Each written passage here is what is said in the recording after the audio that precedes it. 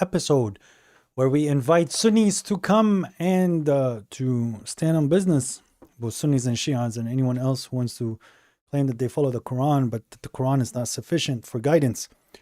The channel here, it promotes the ideology that the Quran is complete, that the Quran has all the details that is required for salvation, that the Quran is complete in details, complete in knowledge in regards to religion, that there is no other book that is required for someone to learn their religion. Of course, there's many other people that say they believe in the Quran, but they do not adhere to such claims. But these claims are not from myself, but rather these claims are from the Quran. And today we are going to bring some people up on TikTok and see if they can explain to us whether the blessed prophet was a Sunni or a Shiite. And therefore now we're about to go live. Peace, everybody. I appreciate you. Peace, Ahmed. Nice seeing you. Nice seeing you. Nice seeing everybody that's here. Let me see why I can't zoom in for some reason. There we go. There we go. Boom. Now I can see you guys. Cool. So I can read the chat here. You guys should be able to see the TikTok chat on the right. So without further ado, hello MFG. How are you? I'm all well. Okay, so let us begin going live on TikTok now. You guys should see the thing here showing to you, and I'm online, offline, and all the other cool things. So here we go. Let's start this.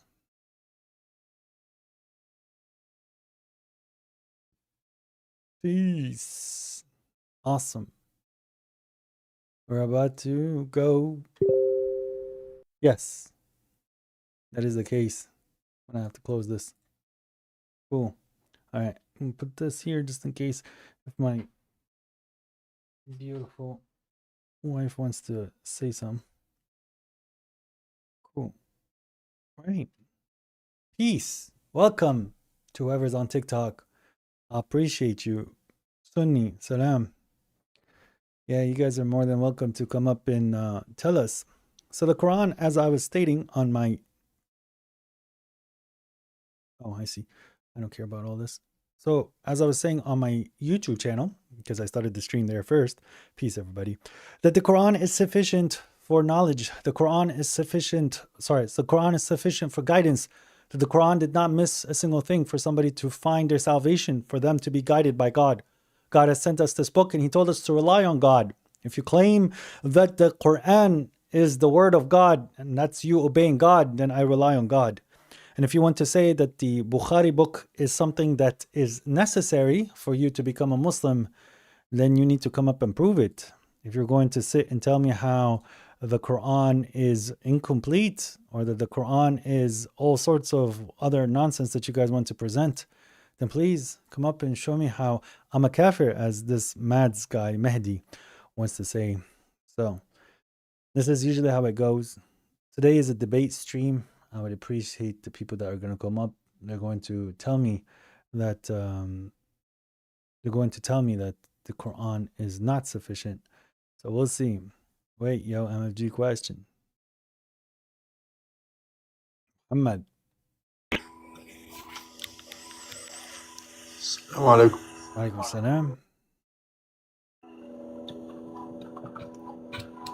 How's everything, bro? Good, how are you? Alhamdulillah.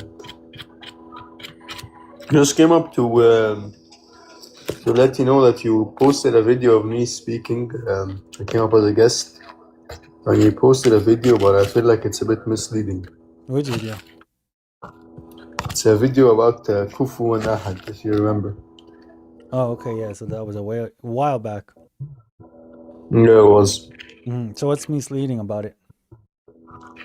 I think if you read the comment I sent you on the video, you'll understand what I mean. Okay, so what's misleading about it since we're here? I think I forgot. My memory is not great. Oh, well, then maybe you forgot what, maybe you forgot what the conversation was about in the first place. And if you're saying that it's misleading, by the way, the whole conversation, our dialogue, would have been also recorded in YouTube, and I do not edit any of those. So So if someone is saying that it's misleading, then if they go up and they watch my YouTube, they'll say that I'm a liar. So I don't put myself in that type of position. Peace, everybody. Peace. Wa alaikum salam wa rahmatullahi wa barakatuh. Brother Sinan, how are you? Yeah, brother. So I don't know. You have to tell me what's misleading about what I did. I don't need to mislead, Habibi. You just read the comment on the video when you When I get a chance? have the time to. Yeah, when you get the chance to, just read the comment and just let me know what you think. Okay, we can do that. Your name is Muhammad. Okay. So, but do you think that Yeah. the Prophet was a Sunni or a Shi'i? A Sunni, Sunni. What is a Sunni? someone who follows the Sunnah. Ahlus Sunnah wal Jama'ah, right? Yeah, So what's the Jama'ah part? What does that mean? the Jama'ah board. Yeah. What does His al Jama'ah mean? companions. Okay, so the consensus, right? Consensus. What's consensus? Consensus is the Jama'ah. So if when it comes down to matters, that if the majority of the shuyukhs are saying that this is what the matter is, this is what the matter is. It's going by consensus. That's what the word Jama'ah means, right? Yeah, I got you. So did the Prophet, he judged with the Jama'ah, or was he the one who's judging?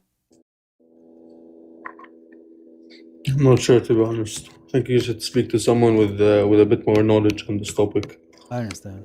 Okay then. I appreciate you coming up though, my good brother. Yeah, no problem, bro. Thank you. Take care. Hey, Take Hamad, care, bro. 1 second. Yeah. Are you uncomfortable with the video that I posted? I'm not uncomfortable, but it's just it's Okay. misleading. All right. Because if you want me to take it down, I don't have a problem taking it down. If you think that it's No, it's fine. It's not like anyone knows who's speaking in the video, so it doesn't really matter. that's why I put it that way that I do. Unless if Yeah. the person has a platform and he's calling me out by name and things, I usually avoid putting the person's name and picture and so that they don't feel like they're targeted. I'm talking about the subject matter. I'm not talking about the individual. Yeah, I get you.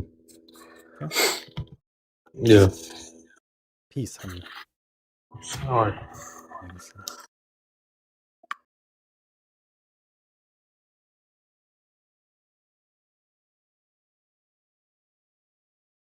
Okay. Didar. Assalamu alaikum, brother. Wa alaikum salam. How are you? Fine, thank you very much. I have a question. I want your opinion. It's a little bit. I go straight to the question. I was talking with somebody. He was telling me that there's no gender in Jannah, No, it's not. and there's not masculine, not feminine. And then, No, it from doesn't my exist. understanding, there's a lot of stuff that. And for his argument, he referred to the surah in Nisa. Mhm. And he says the first creation of Allah in Surah An-Nisa, he says you were created from nafsin wahidatan, Yeah, meaning that it was from one soul. feminine No, it's not oneness. feminine. No, it's So not, this, bro. and then and then he concluded that since this is muannas, that means the muannas was created first, and then from this one, the Adam was created. And then he concluded that in Jannah there's no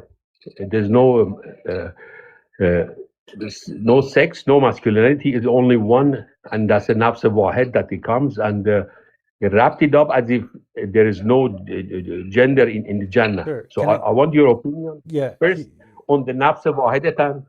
All right. So as I said, that this is not right because in Arabic we have pronoun, we have masculine and feminine.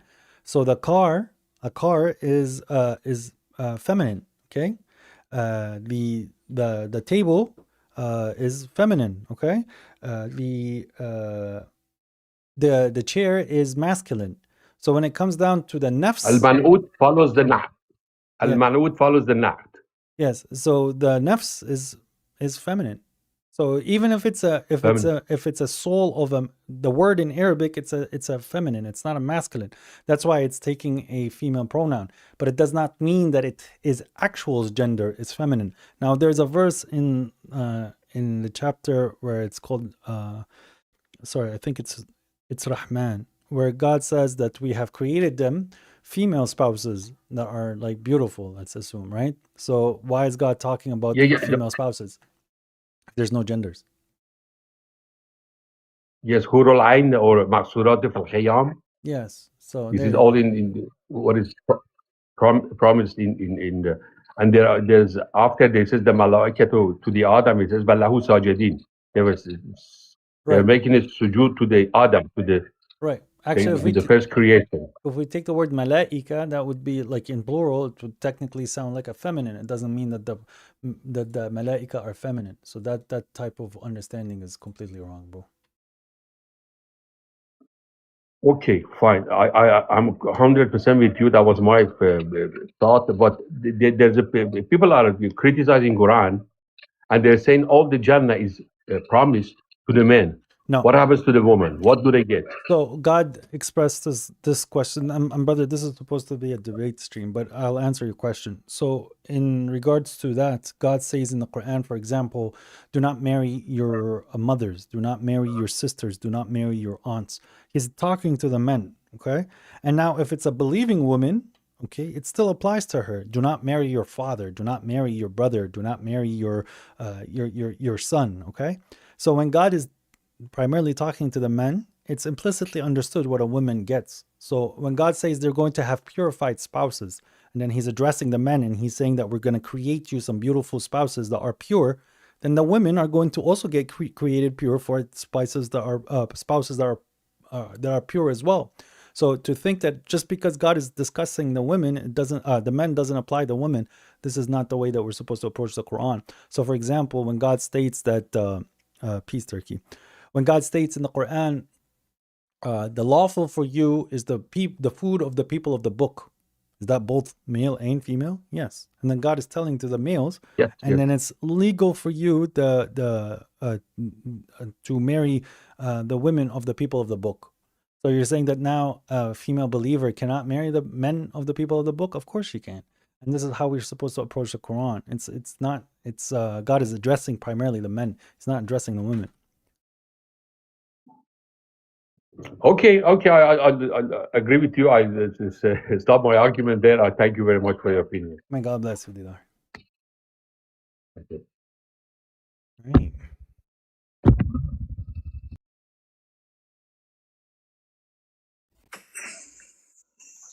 Hello. Hey, how you doing? Good. How are you? I'm doing all right. So I'm gonna go with Prophet Muhammad would have been a Shia mentality. A Shia Yeah. mentality. What's the Shia Yeah. mentality? So, and for me, like a Sunni or Shia, for me is a Sunni would be thinking like democratically elected the Khilafah, and the Shia would be like appointed by God, mainly. So you say that Ali was appointed by God? No, I'm not talking that. I'm talking like Prophet. I didn't say that. I said like Prophet Muhammad would be, if he was here with us, I would think he would say like the Khilafah would be appointed by God, like from a person from God. So according to you, the concept of Sunni and Shia is primarily about Khilafah, correct? I would say so, yes. Like the beginning of the rift. Okay, so when the Prophet was alive and the Prophet was preaching and teaching the people the book and the wisdom, was he concerned about Sunni or Shia? Would he call himself a Shia at that point? No, of course not.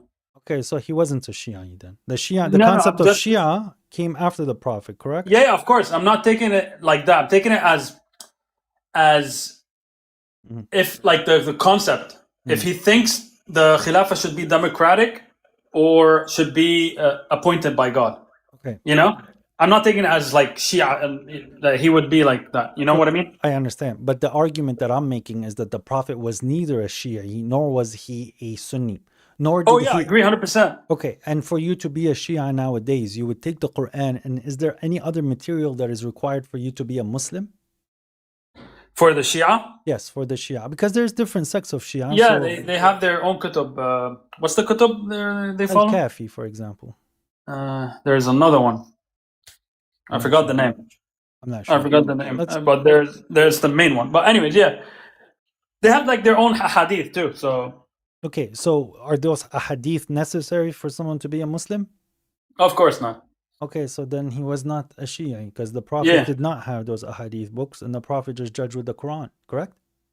yeah, I agree with you. I'm with you with but I do take some ahadith. So like, I don't take them as like Quranic revelation, Mhm.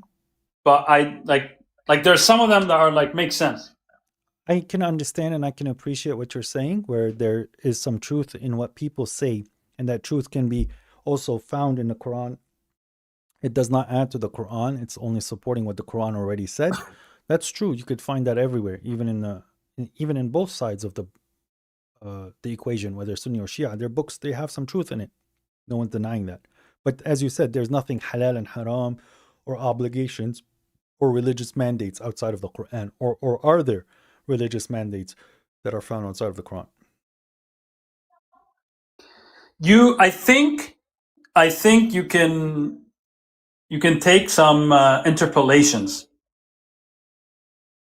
What do you mean? So let's say there's stuff that like technology wise that came about later, like not right now, and you can interpolate from the hadith and the Quran to bring in arguments on why something could be haram or halal. Okay, so I cannot do that from the Quran alone? I don't know, to be honest. So God says in the Quran that we have struck for the people in this Quran from every example. And God says that this book is an elaboration to all things. And this book is complete and he has not left anything out of the book. To make the argument that for me to be guided in regards to my world right now in 2026, that we need to rely on something else to give me religious understandings of what's happening in the environment around me, I think that would be contradictory to what the Quran claims. If the Quran says that it's complete, that it's detailed, that it's elaborated, that nothing's left out, then I think I can make solid conclusions on what I should and I shouldn't do in this day and age based on the Quran alone. Is that fair to say? Fair to say. Alhamdulillah. But at the same time, somebody else would be like, but is it really detailed? Like, I'm missing this information, for example. That would be a form of rejection. In Arabic, that would be like rejection is kufr. I'm not saying that they're denying God, but they're denying what the verse is saying. So they're lacking faith. They're lacking belief in what God has said. So for me, Yeah, but there would be other things that came about, like technology-wise, that like we don't have anything in the Quran that says anything about it. So you're gonna have to interpolate from somewhere. Not from the hadith, from the Quran itself. So for example, God says that we're going to produce to them a dabba that is going to speak to them. Okay, so we're going to produce to them from the earth a dabba that speaks to them. This can be understood as the technology that we're seeing now, where we're getting robots that are about to have AI in them and they're going to speak to us. As God says in the Quran, that when the word is fulfilled, that's going to occur.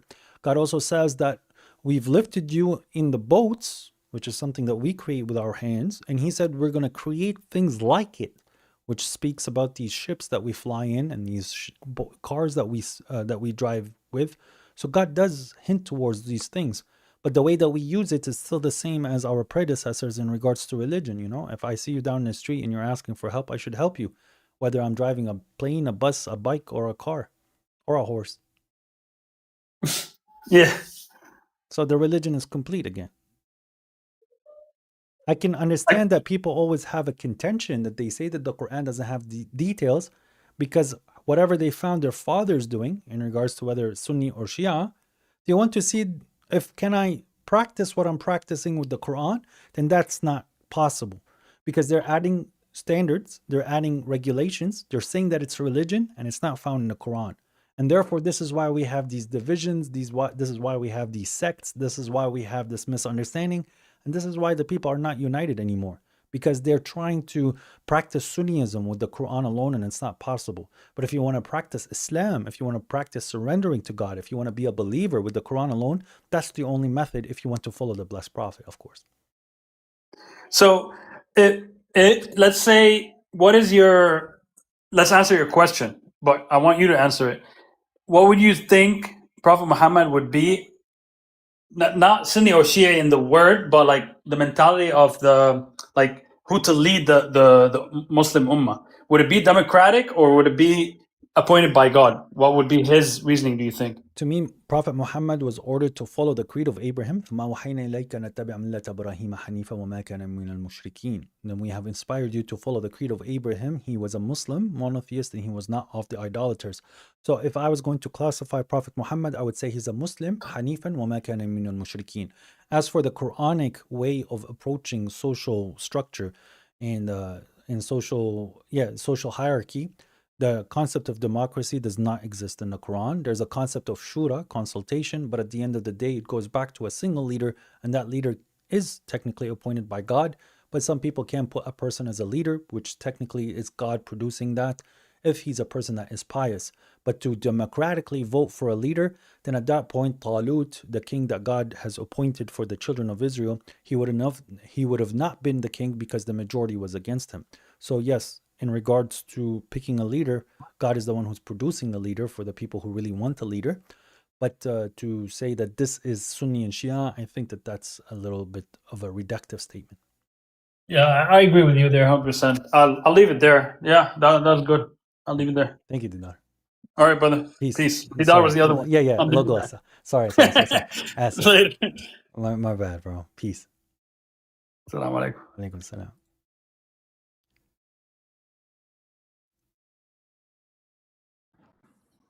Assalamu alaikum. Alaikum salam. How are you, brother? Good, how are you? What's Good. up, Alamin? Good.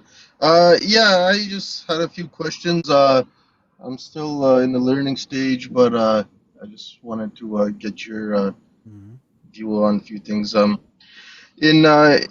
you, you have the question: was Prophet Muhammad a Sunni or Shia? Wouldn't well, obviously, I would say that I'm a Muslim. I wouldn't really say Sunni or Shia, like me personally, but if you're following his Sunnah, would that make you a Sunni? So we were never ordered to follow the Sunnah of Muhammad.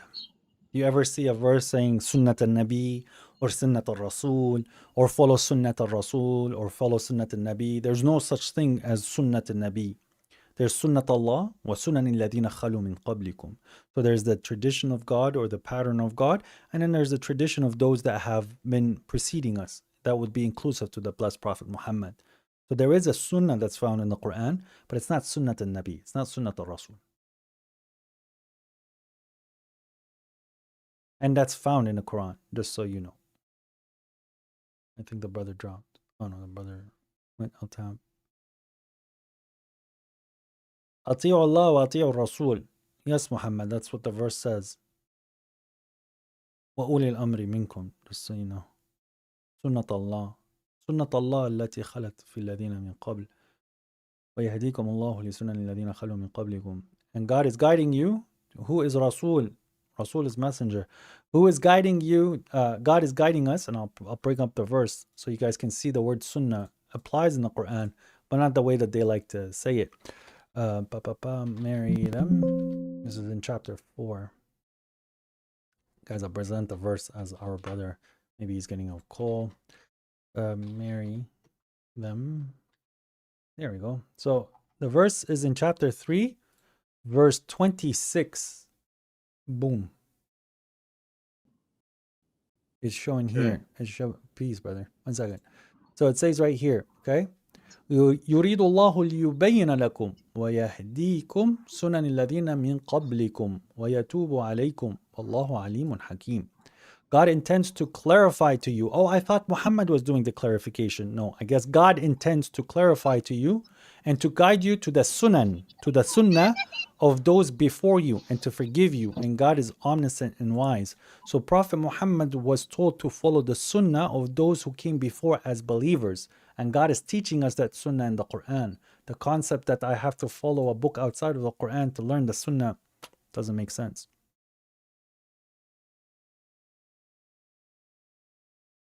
Excellent point.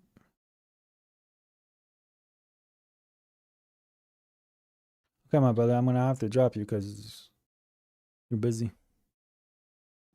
Peace. I'm not busy. Oh, I'm asking a question. Yeah, but you're on the side. So when you like leave the app, I No, I can't. was reading a verse. Sorry, Oh, I was reading a verse. go ahead. Go ahead then, brother. Yeah, I was reading a verse. It says in Surah An-Nas, it said, to obey Allah, obey the messengers and the ones that have authority amongst you. Mhm. For to obey the messenger, how would we obey the messenger? Wouldn't we have to uh, get it through the Sunnah or from him, his companions, the way he lived? So what does it mean to you to obey the messenger? Do you have to obey the words of the messenger? The prophet or the messenger gave you words you have to obey, correct? Yeah. Okay, where do I find these words? Well, yeah. One is the revelation that he gives, the Quran. Thank you. And what about the way he lived his life? Wouldn't it be Hmm. uh kind of Revelation? not Okay. revelation, like if he was a prophet, wouldn't it be best to know who the prophet was, how he lived? uh Wait, would that be any do I need to know value? how he lived, or do I need to know how he thought and how he approached matters? Well, do I need to copy him, or do I need to learn from him? Take him as do I need to mimic him and be a celebrity worshiper, or should I be inspired and take him as a role model? Because if the prophet was alive today, would you think he would live in the same way that he lived 1400 years ago, or would his sunnah be different? Yeah, obviously it would change over time. So we He have to was one way change. a certain time, yeah, and he was a different way when he became a leader. Yep. I understand that he changed. So that's why the sunnah to me is not relevant. There's nothing for me that is required for me to study, for me to be a religious man and to find the religion of God. In fact, I'm learning how Prophet Muhammad used to think and used to judge and used to act with people. Not what he said to people, but rather his thinking process to come to a sound conclusion that is pleasing to God. The way that I learned that is through the Quran. So the Quran tells you to talk to them nicely, argue or debate them with what is the best or with what is good. And if you see them that they're not engaging in a proper way, then you just say peace. You give your salutation and you say, I'm not going to talk to a person that's ignorant. And then there's others that you're going to find that they're deaf, dumb, and blind. And God is saying to push evil with which is good. So when the man comes to me and says kafir, mushrik, whatever else, and diq, and he wants to insult me, I have to show him and remind him that the rules of God does not permit him to do so. But if he's not somebody who's sincere and he says shut up and I don't care, then he just put the Quran to the side and he failed. So this is how I learned what the Prophet used to do, and that's what I'm doing. So I am following his way. I would hear from people, that he came to correct character. Would you agree he came to correct character? Mhm. How a human should live their life, Mhm. I agree. and How did he do that? yeah, to correct character. Yeah. So would it be only proper to know how he would his mannerism, how he How sat, is how there he is there any Quranic like verses talking about his character and his heart and his values and how he was with his believers, how he was against the disbelievers? Is there any verses teaching you that in the Quran, or you no? So I can present to you many where God says, وَإِنَّكَ لَعَلَى خُلْقٍ عَظِيمٍ. You are of a great moral, like a great moral person. Okay, God says, وَإِن كُنْتَ فَضًّا خَلِيظَ الْقَلْبِ. And if you were hard-hearted with them, they would have left you. Okay, God says the Rasul is رَؤُوفٌ Rahim. He is compassionate and merciful to the believers. All right, and with the disbelievers, there was a ghulba. He was stubborn. He was almost forceful in what he wanted to present. So there's much of what the Prophet, how he used to speak to the people in the Quran. In fact, it keeps saying qul, say. So the Prophet would have responded how God told him to respond. So if someone says, oh, I'm not going to be resurrected, God says qul, say this to him. If someone says, oh, Jesus is the Son of God, God says, say. And then he would repeat in context what the verse is saying. okay, okay, okay. I appreciate that. Yeah, that was just I wanted to get a quick question in. Oh, I appreciate all that. Thank you. All praise to God. You're welcome.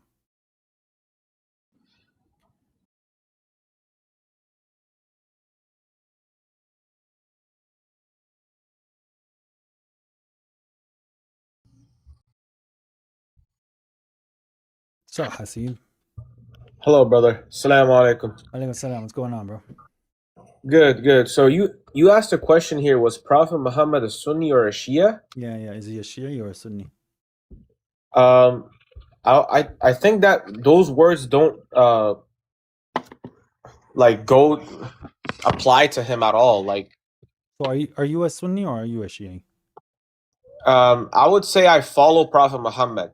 It's essentially like I don't particularly Do you say I'm Sunni or Shia. perfect, but you don't use that terminology then, right? I do not use that terminology. I say I Perfect. follow Prophet Muhammad. That's good. You should say that I've submitted to God, but I understand what you're saying. So what is your take on people that say that they're Sunni or Shia? Do you think that's permissible?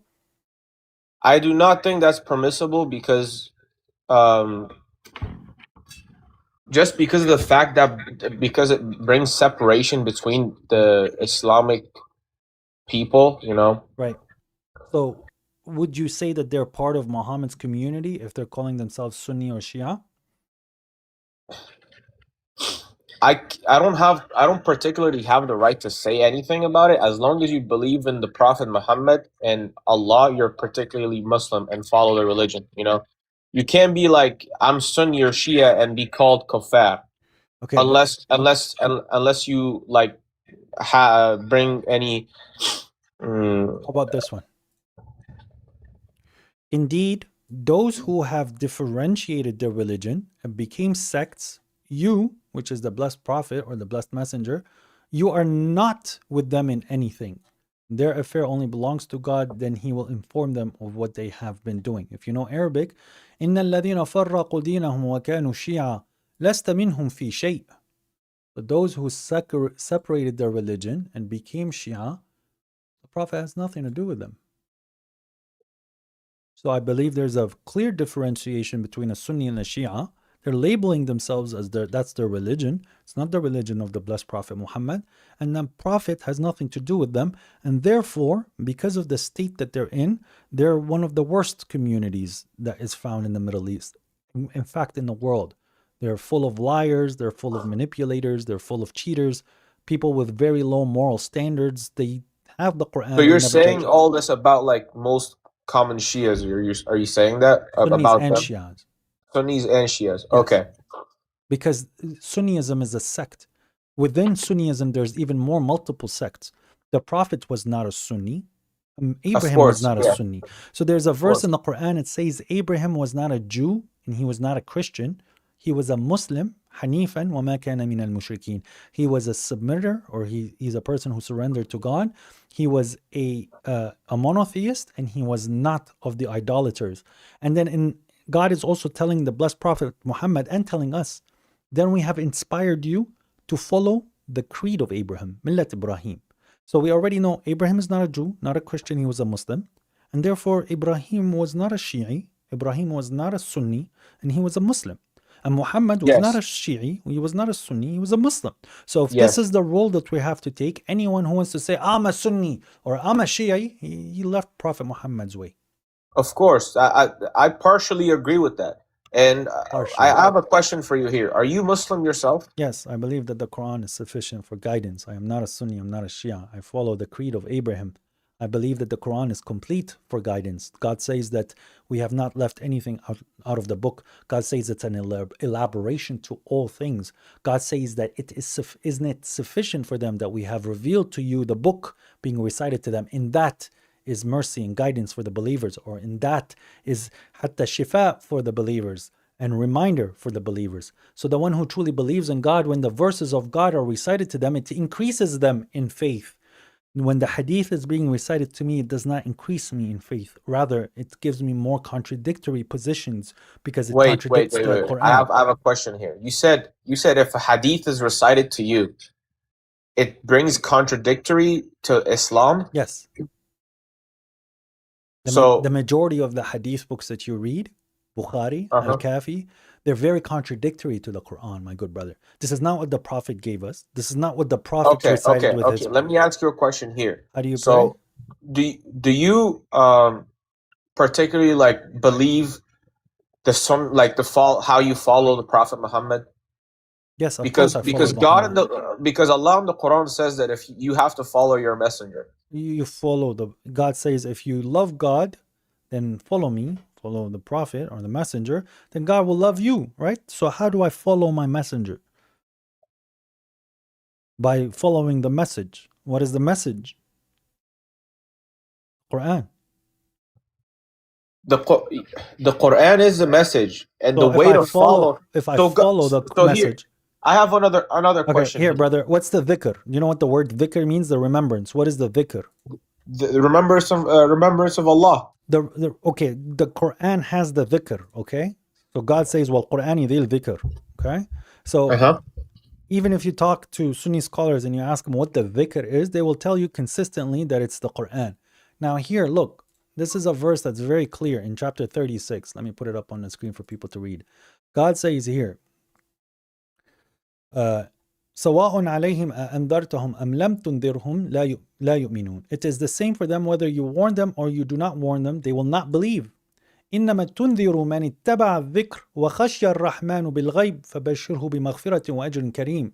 You can only warn one who follows the remembrance and fears the gracious and the unseen. So give him good news of forgiveness and honorable reward. So if it's unanimously understood that the Quran contains the remembrance and the Quran alone is the remembrance to us, then I have to follow the remembrance and I have to fear the gracious and the unseen, and I will have a reward. So the other books are deemed unnecessary and objectively against the Quran.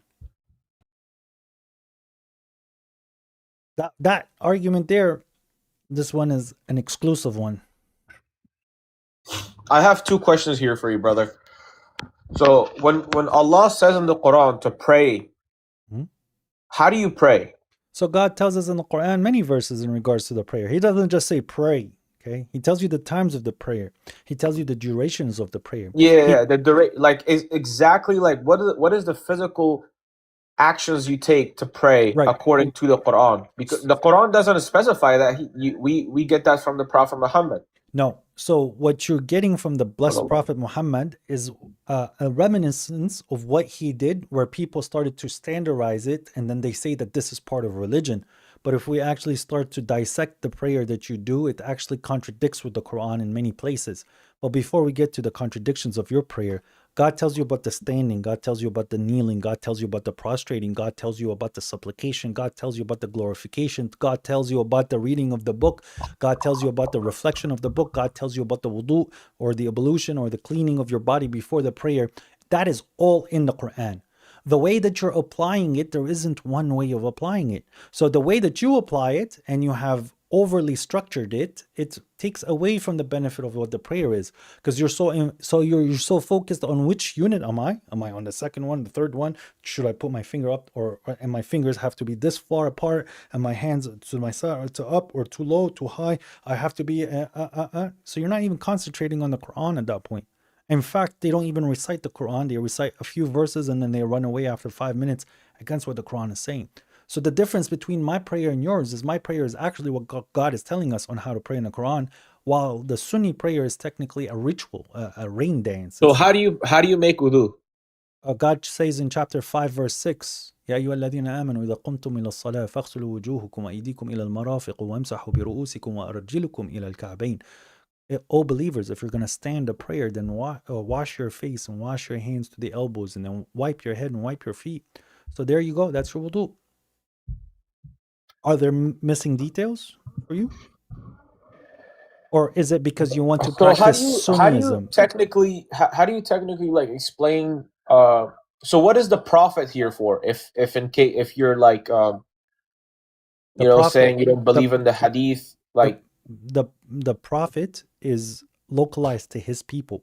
So there's verses where God says, Ya ayyuhar rasul, O messenger, and there's verses where he says, Ya ayyuhan nabi. The role of the messenger is different than the role of the prophet, despite them being in the same man. So when the prophet is ordering certain things to his people, it's only to his people. It does not carry on to 2026, okay? So for example... So you're saying anything that Prophet Muhammad said or did doesn't involve us? No, Muhammad did and said things of the Quran that does involve us. When the prophet tells his people, let's flank them behind the mountain so that we could have the victory from God, and they flank them behind the mountain and they win. You could write that down, and that's hadith. Does it have anything to do with you? No. That's the role of a prophet. When the messenger says that if a person commits adultery, then you whip him 100 times, then that's a message from God to all of mankind, as God qualifies this message to be for the whole world. Then you have to whip him 100 times if he commits adultery. That's what's pertaining to me. Okay, I have one other question here, and then I'm off, man. Have I got you to think at least from the stuff that you were said? Because I think So, it'd brother, be what fair. I believe. Look, as I told you from the beginning, I'm neither Sunni nor Shia. I don't particularly call myself none of those. But you need the hadith. I just follow the way of. I just follow the way of life of Prophet Muhammad. You know, he's my role model. He's what I'm trying to. How he has prayed to God is the way I'm trying to pray. That's not how he prayed to God, brother. The way that you're praying is not how he prayed to God.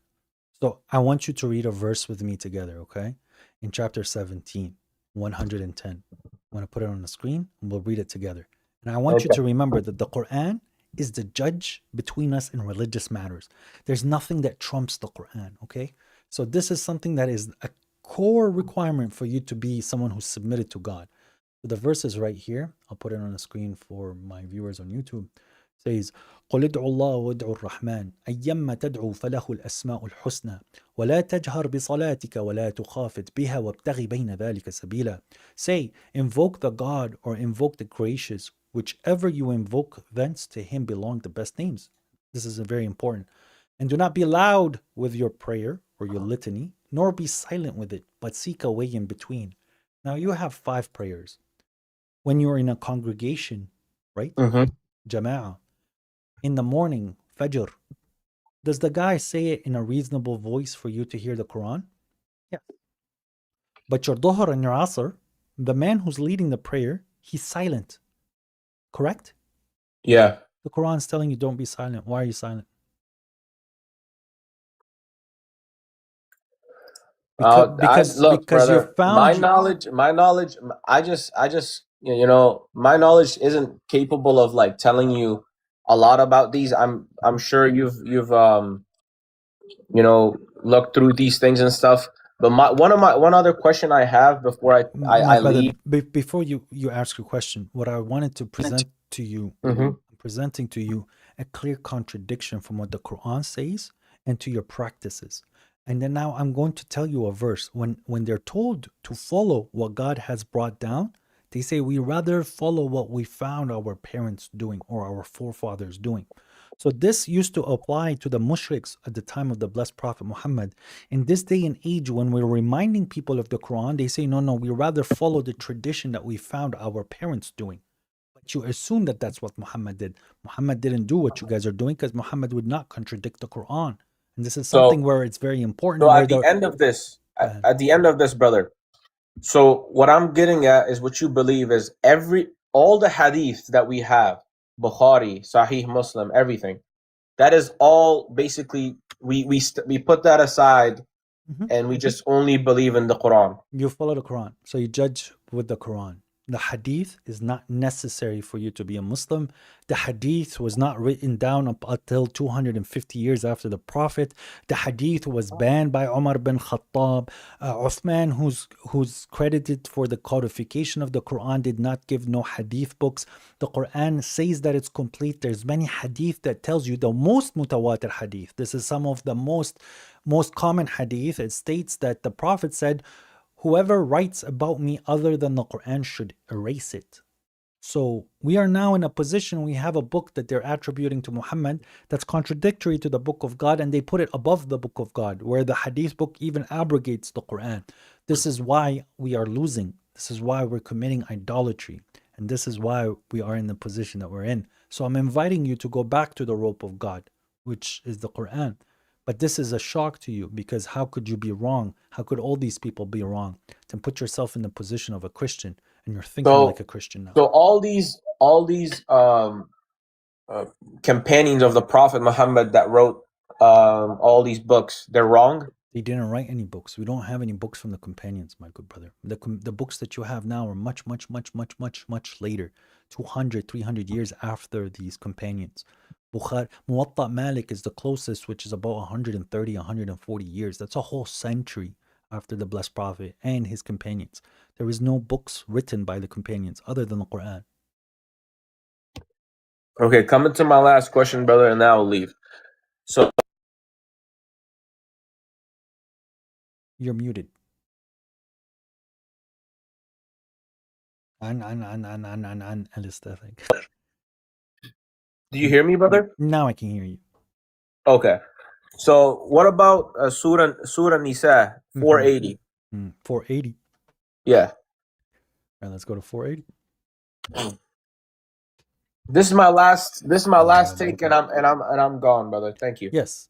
So وَمَنْ يُطِعُ الرَّسُولُ فَقَدْ أَطَاعَ اللَّهَ وَمَنْ تَوَلَّى فَمَا أَرْسَلْنَاكَ عَلَيْهِمْ حَفِيظًا. So what is the Rasul here and what is the Risala? The Rasul is obviously Prophet Muhammad. No, wait a minute. I'm saying what's the Rasul? It's the messenger Muhammad. So I am a father at home and I'm a CEO at work, and at home I'm not the CEO, and I'm at work I'm not the father. These are two separate roles in the same individual. There's the role of a prophet and there's a role of a messenger.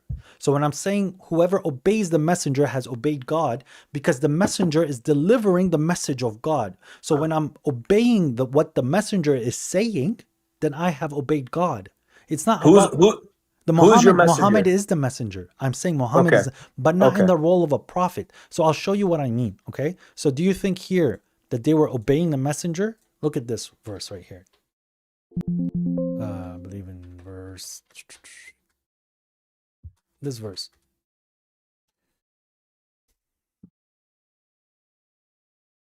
(66).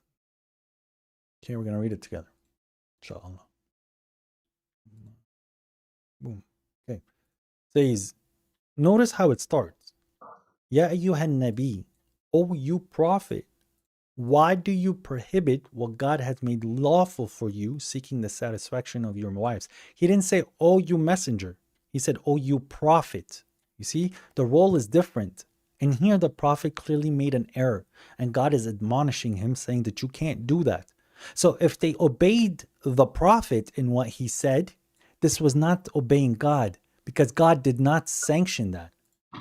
See what I mean? So when you're saying obey the messenger means obey Prophet Muhammad, no, you're not being technically correct. I understand what you're saying because Prophet Muhammad is the messenger. Okay. So when God says whoever obeys his father has obeyed God, me at work as a CEO, those that obey me, they're not obeying a father, they're obeying a CEO. When God is saying whoever obeyed the messenger, Prophet Muhammad is a prophet messenger. His side of messengership is what needs to be obeyed, which is obeying God. His side of prophethood, that's not what means to obey everything that he's saying as a prophet. So do you want to see another proof that the messenger and the prophet are two separate roles, or I think you have a lot to think about? Brother, what I'm taking from this is I understand some of the verses you're bringing up. As I said in the beginning, I'm neither Sunni nor Shia, and I'm not as knowledgeable as like most of these people that come up and talk to you at all. I'm just a normal person that. I'm waiting for the knowledgeable one to come, bro. The problem is they're knowledgeable in their books, they're knowledgeable in traditions, but when we present the Quran, they don't know it. Brother, do you know the Quran well? I've read the Quran. How many times? More than 10, brother. Perfect. But not like and with the meaning fully. So you're not reading the meaning, you're just reading the words on the page and you're reciting it, but you're not. I mean, I know the meaning of some of the surahs, but that's the ones about at the end, right? So there's a difference between a man who studied this book for 15 years, knowing where the verses are connecting and the terminology that God is using, and he's really diving deep in connecting the Quran and making the mental image that needs to be connected, while the other person who's reading a thermometer in Kelvin, but he only knows Fahrenheit. So he sees the numbers, but he has absolutely no idea what the numbers are meaning. There's a difference between seeing the thermometer and seeing the number on the thermometer and saying the number that's on the thermometer, and one who's reading the thermometer and understanding the temperature that's around him. So me, when I read the Quran, I am sitting and pondering and reflecting and memorizing and applying. So you came and with very limited knowledge on the book. And majority of the Sunnis, when they come, they're just showing us as the prophet, as you say. Brother, don't refer me as a Sunni, because I don't want to separate myself as a Muslim. I apologize. But those who recite the book, its due recitation, those are the ones who believe in it. You have to have an amazing relationship with this book. I spend about an hour, 2 hours a day with this book. 30 minutes to 2 hours a day just within my prayers. In your prayers, you guys spend just in the last 30 surahs, the little short ones. There's a difference between a man who's reading chapter 7 for his prayer, or chapter 13 for his prayer, or chapter 17 for his prayer, than one who wants to read chapter 112. See what I mean? Over and over again. So okay. I've prayed on the whole book consistently, and I'm telling you that the position that you're in is contradictory to the Quran. So my suggestion for you is to go take the Quran in that language you know, find a good I will get all these points that you mentioned. I will definitely look into it, my brother. Thank you so much. God bless. Assalamu alaikum. Wa alaikum salam.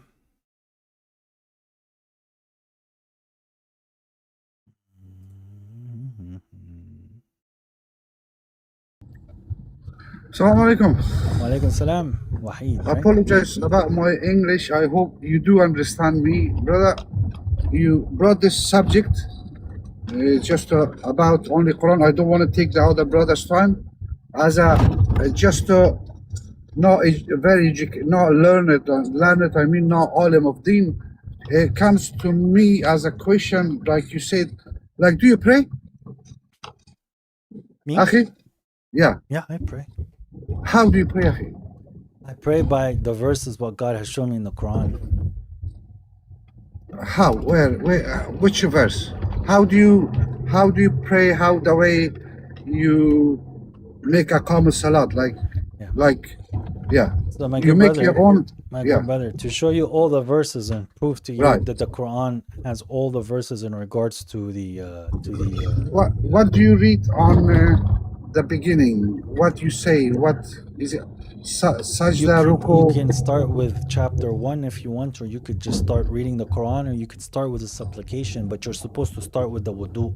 That's the first thing that needs to be done. Now, in regard to how you want to pray, I have a video if you're really interested in seeing it. I just think you're arguing more than.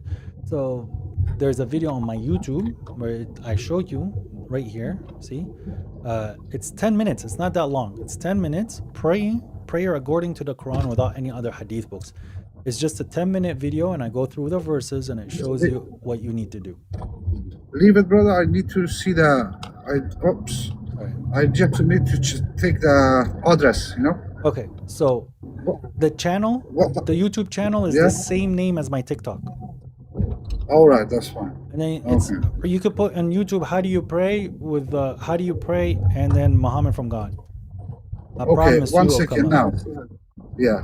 Now, do you believe that Muhammad was, alayhi salatu wasalam, was praying and was practicing and was teaching the way he taught us? No. I think Is it all wrong? I think he was praying, he was preaching, he was teaching, and it did not reach you. And what you're doing now is not what the Prophet gave you, because it contradicts the Quran. What you're assuming that what the sheikh in the mosque is telling you is this is what the Prophet said, that this is what he said. It's not true. If I tell you something, and you go tell your friend, and your friend tells another friend, and your friend comes back to me, and that friend comes back to me and tells me my story, do you think he's going to say the exact same thing I said? No, look, Muhammad, this is praying, praying different than words, right? The words can be twisted. The prayer is different, right? We human being, we all have believe like certain people, nobody's seen them, but the story comes to us, we know they were there. My point is, like I said, you don't believe my brother that Muhammad Yes, man, yes. I wanna walk you through a argument, and if you're capable of understanding what I said, this is why your concept of tradition doesn't work. Ismail, the son of Abraham, was he a Muslim? Yes, he was Muslim, yes. And he lived in Mecca, right? Yes. Okay, so Ismail lived in Mecca. He was a Muslim. He learned from his dad Abraham, and he was a believer. He was teaching his people in Mecca their religion. And they taught the other generation after them. After Ismail passes away, his kids taught the other kids. And then the other kids taught the other kids. And then the other kids taught. It's a living tradition from Abraham to Ismail and onwards and onwards and onwards until Prophet Muhammad came and they were worshipping the stones. So why didn't the tradition get preserved then? Why did the humans change the prayer from however Ismail was praying to them clapping and whistling? How come their prayer started becoming clapping and whistling if they had a tradition going from generation to generation to generation? Because this concept does not exist in humanity. We as people, we love to always change and add things based on our whims. This is what's happening in your prayer actually, but you just don't realize it because you do not measure it to the word of God. What I'm saying, don't you think you are the one who's changing this perception? I'm the one Brother. who's changing this Don't perception. you think So can I yeah, prove it to you? because do you think all these ulamas, all All these these stories ulama, is wrong? all these ulama, all these stories for 2,000 years, All all wrong? these scholars, all these learned men were saying that Jesus is the Son of God. They're wrong. But it's okay. Let me ask you, when do you do the tahiyyat in the salah that you learned? I do, yeah. Okay, do you say Salamu alayka ayyuhan nabi? I say Tahiyyatu yes. lillah. And then Salamu alayka ayyuhan nabi. Do you know what Yeah, that means? yeah. What does that mean? Well, my English is not good to. I know in my own language, but to Okay. bring it to English is hard for me. I don't It's want to it's saying, you're saying, peace be upon you, O Prophet. It's like me saying to you, peace, Wahid. O Wahid, peace. I'm talking to Wahid. If I say, Salamu alayka ayyuhan nabi in Arabic, peace be upon you, O Prophet. Do you think the Prophet said that? Salamu alayka ayyuhan nabi. You think he was talking to himself in the middle of the prayer?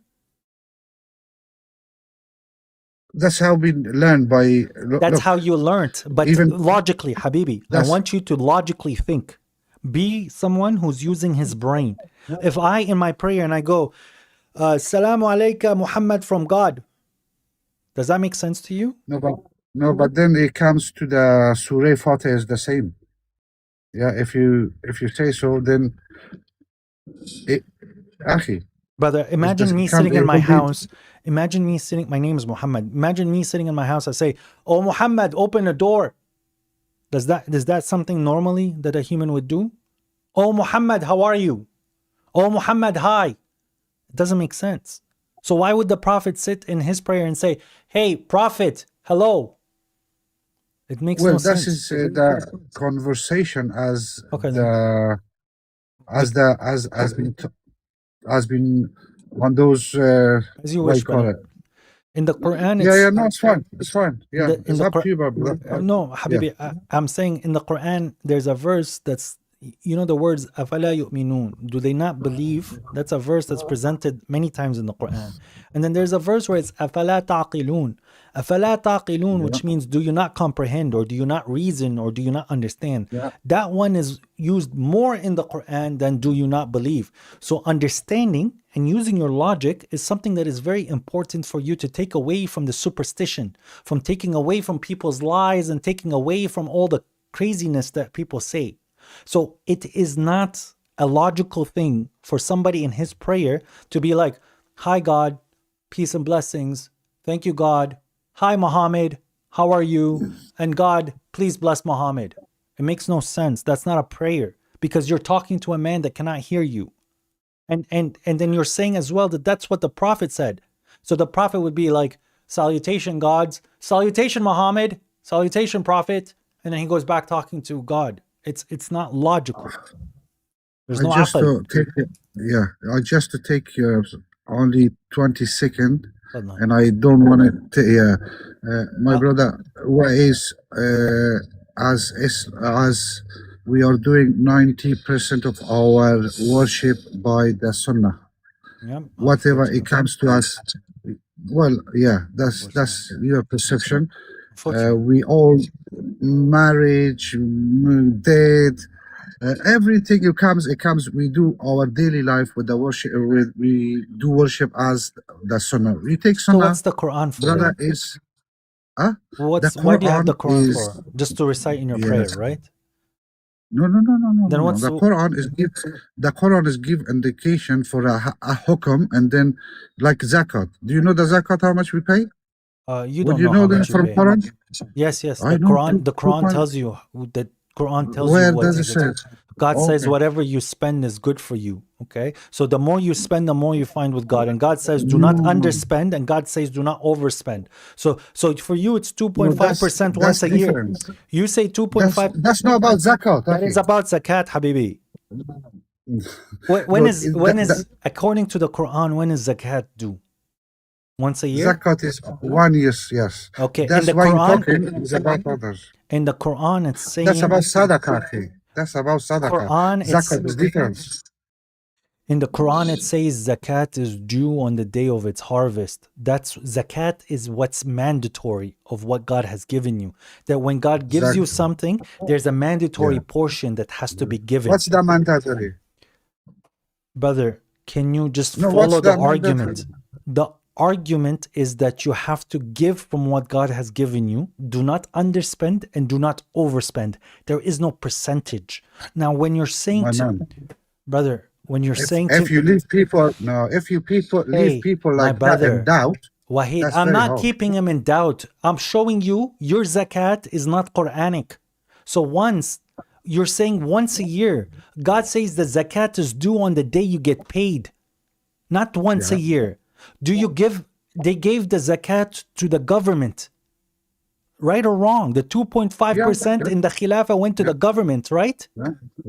Yeah. Show me in the Quran where the zakat is to the government. Well, the government was looking after the people.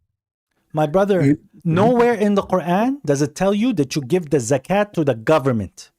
Nowhere. This is not permissible. You give it to where it's due, on the day that it's due. So your concept of zakat is what the people told you. This is called subversion. This is called political subversion, so that they could control the people, control the money, and control the religion. And they say that that's what the Prophet said. This is 250 years after the Prophet. This is 100 years after the Prophet.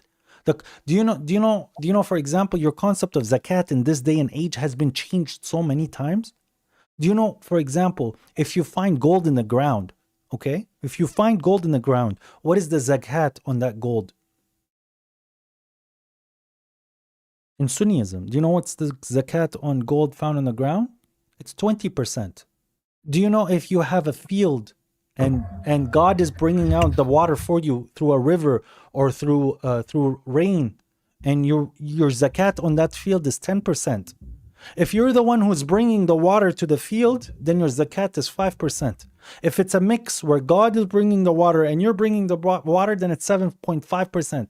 This is the zakat rules from the early onset. And it's changed now to just 2.5%. Do you know why they changed it? Because if the case where if you find something on the ground, you have to pay 20% tax for it, the Saudi companies would be bankrupt, because then their oil business is not going to be as profitable. For every tank of oil they sell, they have to give 20% in zakat. They have to give 20% of oil for free, technically. If not, if they want the dollar value, they have to give 20% of what that oil is worth. But they don't want to do that. So conveniently, now they tell you it's just 2.5%. So the rich people don't have to pay what you guys wanted them to pay. So your whole concept is un-Quranic, my good brother. Well, I leave it to you. We cannot force each other, and we, as you said, I put the knuckle in front of my akil, and I think before you bring copying in front of your reason. Yes, because they have done. Copying. Okay. No, they have done the work for us. We just need to follow. Without Sunnah, the deen Blindly, صح? is not You follow complete. blindly. It's not. No, no, wallahi, wallah, brother. I follow, and that's my conclusion comes to. Without Sunnah, we cannot complete our deen. Without Sunnah, it's very hard. As you wish, but You brother, cannot tell me how to pray. You Yes, I cannot can. tell me how much to pay zakat. Yes, you can. It's just not the way you know it. How do we perform Hajj? But the Hajj is not in the Quran. Not complete, no. Not complete. The only thing that's not in the Quran is stoning a devil, taking 7 stones and throwing them at the No, devil. you're taking the subject, yeah, but Arafat is there. I took it. Yeah, I leave it in peace. I don't want to take. There's 200 people, and my English is not good. They made the people get upset with me because I took lots of time. Jazakallah anyway. Jazakallah. May God bless you. Salam. Thanks for your time, Akhi. You're welcome. So here you guys go. So that this is what they've been hiding and they don't want to say to you, and it's right there. See, there's the concept of rikaz, buried treasure, which includes resources, okay? Rikaz refers to treasure troves or buried wealth discovered and identified as pre-Islamic. This includes items such as coin artifacts or any valuable object found underground.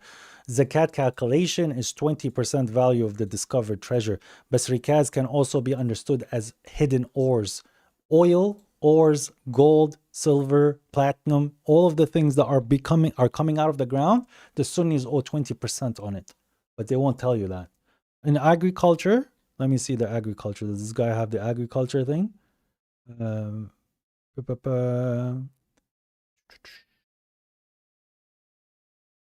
Where is it? Oh, man. Anyways.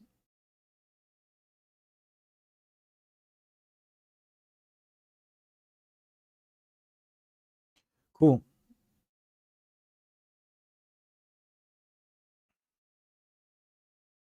No, hi, you're not coming up, bro. You're a waste of time. Here, make sure you understand.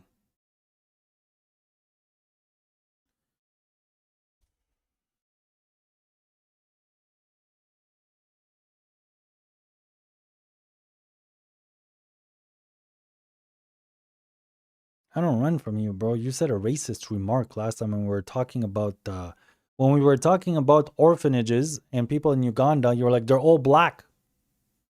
That's kind of weird, bro. What's wrong with them being black? What do you mean that they're all black? That's called racism, if you don't know.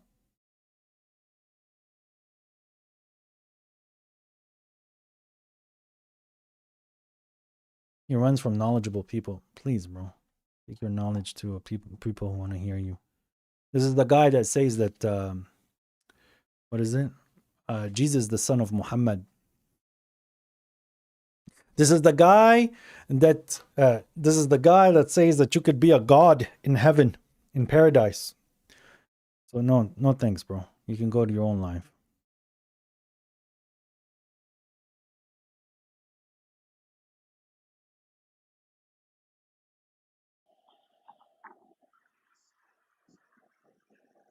Mecca deng deng. What up? Mohammed.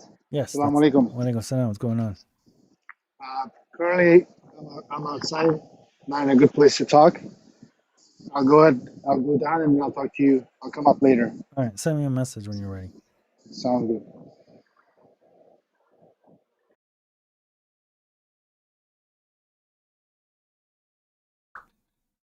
Okay, that guy's gone as well. Who else?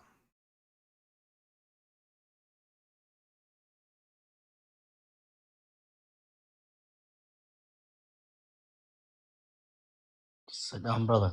Salam. What's going on? Good. Thank you. And you? I'm doing all right. All praise to God. What can I hope? I have a question. Yeah, what's your question? About the punishment about when you steal in Quran. About what? Stealing. Oh, stealing. Yes. How do we know where the hand should be cut, and no. How do you know where the hand should be cut? Yes, brother. It says cut the hand. So it's based upon how the person wants to apply that verse.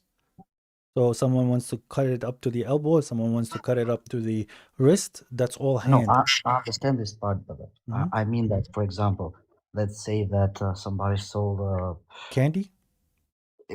yeah. Okay, cool. So that argument is obviously is lacking the knowledge or lacking reason. So let's go to the verse and I'm going to show you something where God is very clear. We're trying to learn from God, correct? Yes, of course. Okay, so God is telling us things about himself. There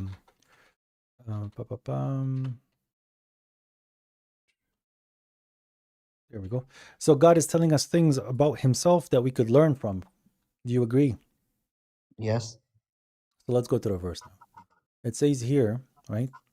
As for the male thief, أعوذ بالله من الشيطان الرجيم بسم الله الرحمن الرحيم والسارق والسارقة فاقطعوا أيديهما جزاء بما كسبا نكالا من الله والله عزيز حكيم.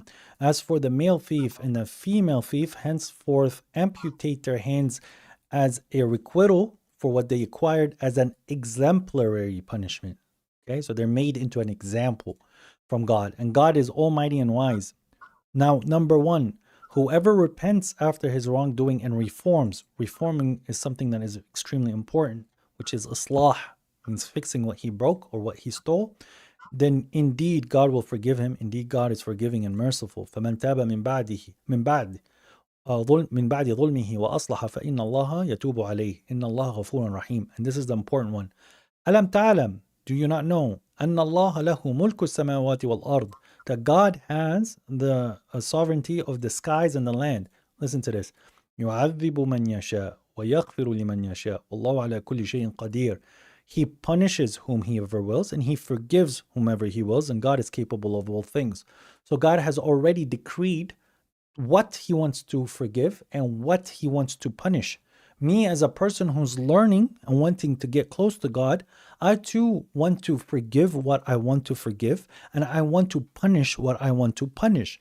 Just like Dhul Qarnayn in chapter 18. So for me, who's going to be the government, who has the protocol of punishment, because the Quran does not come with a protocol of punishment, but rather me as the security or the fear or ulil amr, I'm the one who can apply these punishments. I get to pick at what threshold that a hand gets removed. If you steal a car and you're capable of paying it back, I'm not removing your hand. If you choose not to pay it back, then you're not a person who's going for the tawbah. That's a different. Then I could sit and say that at a certain threshold, I'm removing your hand. If a person is stealing from the government, he's stealing pensions, he's stealing from people's school funds, if he's causing Ponzi schemes, he's taking such a large amount of money, he's pumping and dumping crypto to steal people's wealth, at that point, that man cannot repay people back. He's losing an arm, and I'm going to make an example out of him. Oh, I understand.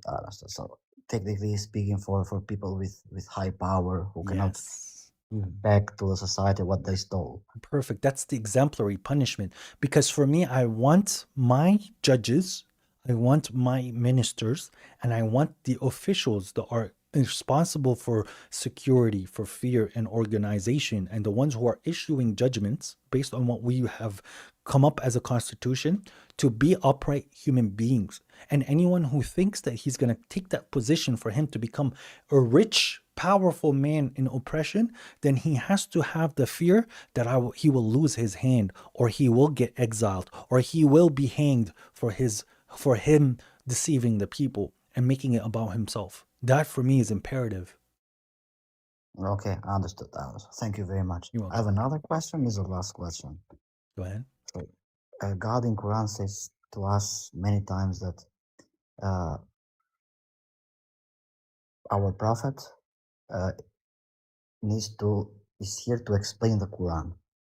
Doesn't say that. I think yes. Nope. He should explain the Quran. We should hear the explanation of the Quran. No. Okay, God says he's the one who's clarifying it. So God gives us a verse, for example, okay? And then, for example, God says,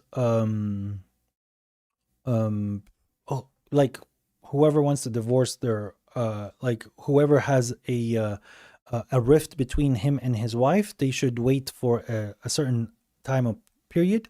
And then God goes and details many things in regards to divorce. And then at the end, God says, وَكَذَلِكَ يُبَيِّنُ اللَّهُ آيَاتِهِ لِلنَّاسِ. And that is how God clarifies his verses to the people, or his signs to the people. So God gives you something that is extremely direct, muhkam, very clear, precise, measured, and then God clarifies it for you. So no, God is explaining it. And God says, وَمَا يَأْتُكَ بِمَثَلٍ إِلَّا جِئْنَاكَ بِالْحَقِّ وَأَحْسَنَ تَفْسِيرًا. And whatever example they're presenting to you, we have brought you the truth and the best of explanations. So the explanation is brought to you by the Lord Almighty. Oh, okay, understood. So, just to answer your question here, was Prophet a Sunni or Shia? I think that he just brought the God's word in the earth and for us. So he's not a Sunni, he's not a Shia. Of course not. And I don't think you're a Sunni or a Shia, are you? Oh no, oh no. Alhamdulillah. Okay, may God bless you, bro. I follow the word of God. I submit to God. So Alhamdulillah. God bless you then. thank you, brother. You too, brother, and keep up with the good work. Okay. Appreciate you. Salam. Peace. Peace. Guys, Sunnis no longer want to come and speak. The Sunnis no longer want to come up and debate. The Sunnis no longer want to come and be present. Hey, Sayyid Assalamu Hashimi. alaikum. Wa alaikum salam. That's excellent. Habibi, Yes. how are you, brother? I'm doing well. Hope you're okay. First and foremost, I made it a mental note to give condolences about your father. You mentioned it, that he passed away. Yeah. May Allah subhanahu wa ta'ala grant him the highest levels of Jannah. Ameen, ameen, sabah ameen. Can I ask a personal question, if you don't mind? Personal question. I'm not here for personal questions, but depending. I'm gonna reserve whether I want to answer it or not after I hear the question. Sure, no problem. You don't have to answer. But I was just wondering, like, from my understanding, you kind of hinted towards your father not approving of your Islamic theology or mindset. Is that true? Yeah, Is that a true statement? he was a Sunni. Oh, okay. Okay. So do you have any regrets? About? I mean, was your father like happy with you or no before he passed away? Yeah, my father was pleased with me. Okay.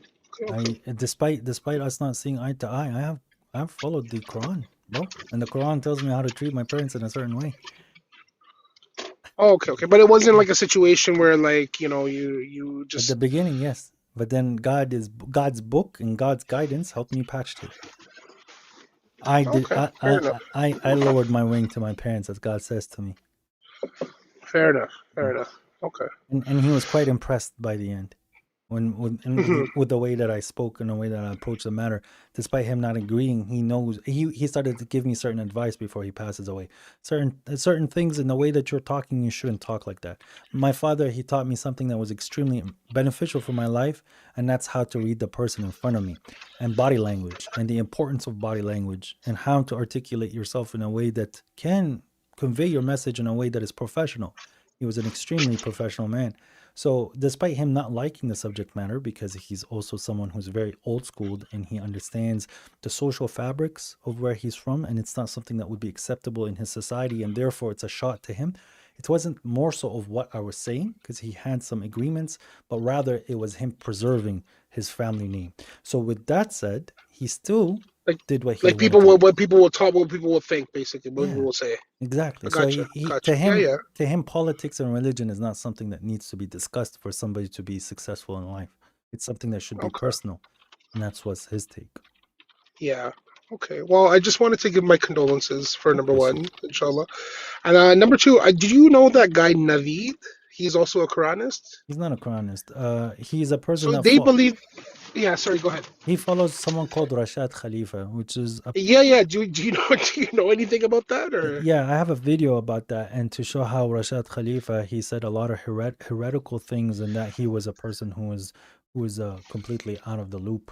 So it's right here. It's called Deluded by Grandeur. Was Rashad Khalifa an actual messenger of God? And I prove to you that it's not even close. Okay. But his code But 19 that he discovered, there is truth to it, but you do not remove 2 verses from the Quran. That's him trying to force his narrative, which was wrong. mhm. Do you believe that this is the same Quran in the time of the Prophet? In its like basic form, yes, but not in its Is there any recitation. tahrif? Not tahrif. There's diacritics, there's dotting, and then there's the people reading the consonantal text. So God doesn't say that I'm preserving the Quran. God says that I'm preserving the dhikr. So if I say Malik Yawmiddin or Malik Yawmiddin, it's technically the same dhikr. Gotcha. Yeah. But I believe you are a person who adheres to the Shia, and you guys have one reading anyways, right? I'm not. I've said this to you many times. I'm not Shia, and I've asked you before. Do you know the teachings of Sheikh Abdul Qadir Jilani? Jilani. And I don't think, Abdul Qadir Jilani, Sheikh al-Baghdad. He was I guess you could say Sufi. If I were to be classified as something, it would be Sufi. But What's his name? Sheikh Abdul Qadir Jilani,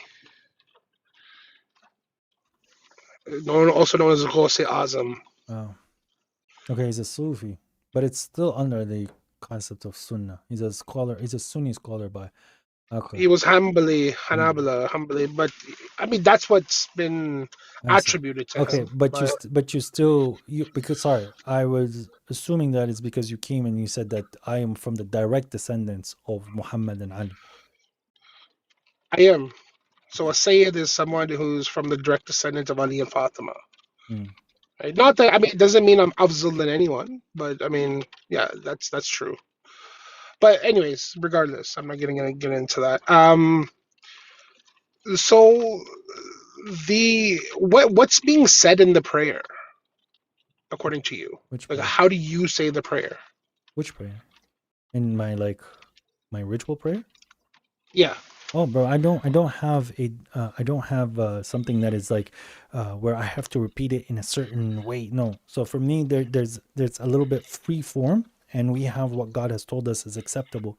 So I start by doing the wudu. I face the qibla, and then I usually start with chapter 1. You don't have to. Sometimes I start with a prayer. So like a dua, like all praise to our God. I do a lot of tasbih, exalting my God, and then I thank God for my day, or I thank God for something, or for the community, like the community. If I'm with some people, I pray for certain things, and then I ask, and then I read a chapter from the Quran, usually, whatever chapter I think is pertaining to my day. But is that in compliance with the Quran? Yes. Or is there a specific way? Yes. No, there is not a. So what you just said, can you bring that from the Quran? Yeah. So God gives you the verses on what compromises or what composites a prayer. And God gives you the results of the prayer. So for example, God says, Inna salat tanha anil fahsha'i wal munkar wa li dhikrillahi akbar. So the prayer, it stops you from obscenities and immoralities. When I started to pray the way that I found the Quran is telling me to pray, the way that I subjectively applied it, it stopped me. It helped me stop immoralities and obscenities. It increased my patience. It increased my... So, but just because it prevented you from doing bad or sinning, it doesn't mean that that's the correct way. With all due respect, so it's not. But wait a minute. I get. And then my question was, can you bring it from the Quran? Yes, I already told you. There's many. You verses. haven't done. There's many verses. So how you just explained it, can you bring that from the Quran? How you just said you do your salat. So God gives you many verses. The way that you apply it is up for you. And then when you are in a group, you can do a discipline in regards to how you want to play together. So for me in the group, if I say stand for your God, we're standing. If I say prostrate to the Lord, we prostrate. If I say kneel to the greatest, then we kneel to the greatest, Allah. So what I'm trying to express to you is that it isn't a one set way which is right or wrong. If your prayer is not accepted, then you will not get the benefit of the prayer. Just so you know. So when you're saying, oh, it's not the correct way, then why am I getting the benefit that God says that the benefit of the prayer is? Well, I mean, that's, again, how I pray. So God is wrong. No. What I'm saying is that how you pray it can stop you from sin, and how I pray, it can stop me from sin. That's a Perfect. subjective opinion. It's not a subjective opinion, it's the truth from God. So there's many people that do So the as long as it prevents you from sin, then it's the right way? no, because there's more to it, but I'm showing you one of the benefits. So there's a lot of people that are Sunnis or Shias, they go to the mosque, they do their 5 minutes, but their mind is somewhere else. And they haven't prayed, and they go outside and they insult and they smoke. So those actions that they've did, it had no You can find a Quranist that does the same thing. No, it's not an So argument. perfect. No, the argument is that the salah, the components of the salah is not based on the actual physical movements, that the physical movements are an amplification to the communication that you're having with God. And the way that you want to amplify that, there isn't a set way. There's many ways of praying, and God is giving you the components of the prayer. That's why it's guidance. Okay. It's not spoon-fed. Okay. I don't think I got my answer, but that's fine. That's fine. But I'm not here. Yeah. So for you, for example, No, because I just think you have a habit of doing that. I'll ask a question, your answer will have nothing to do with what I asked. Okay. Again, I asked you. You explained how you do your salat, your ritual prayer, and then I asked you show me that from the Quran. You just said. So you see, I have a video that's 10 minutes with all the verses. I'm showing you literally the verses. Okay. So here we go with this verse, right? Establish the litany. He's telling you the times. He's telling you what he's doing in regards to the night prayer. I'm giving you the names of the prayer. I'm giving you the wudu. I'm giving you everything. And then when we stand as well, I'm telling you in regards to chapter 62 on how God is giving you an expression. Praying in your language is something that's permissible. That's fine. I get it. You explained it from the Quran. I get that. So my question to you now would be, if how you have interpreted that from the Quran, and then if I'm a Quranist and I interpret it my way, now we're praying differently.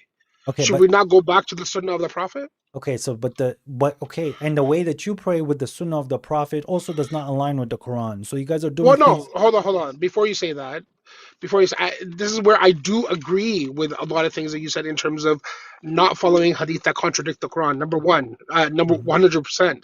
But if we have the salat in the Quran, but the way is shown in the hadith as the sunnah, I don't see anything wrong. It's not contradicting the Quran. Perfect. It's something that's adding on. When I go to a Sunni mosque and God tells me to prostrate with those that are prostrating, wasjud ma'as-sajidin, right?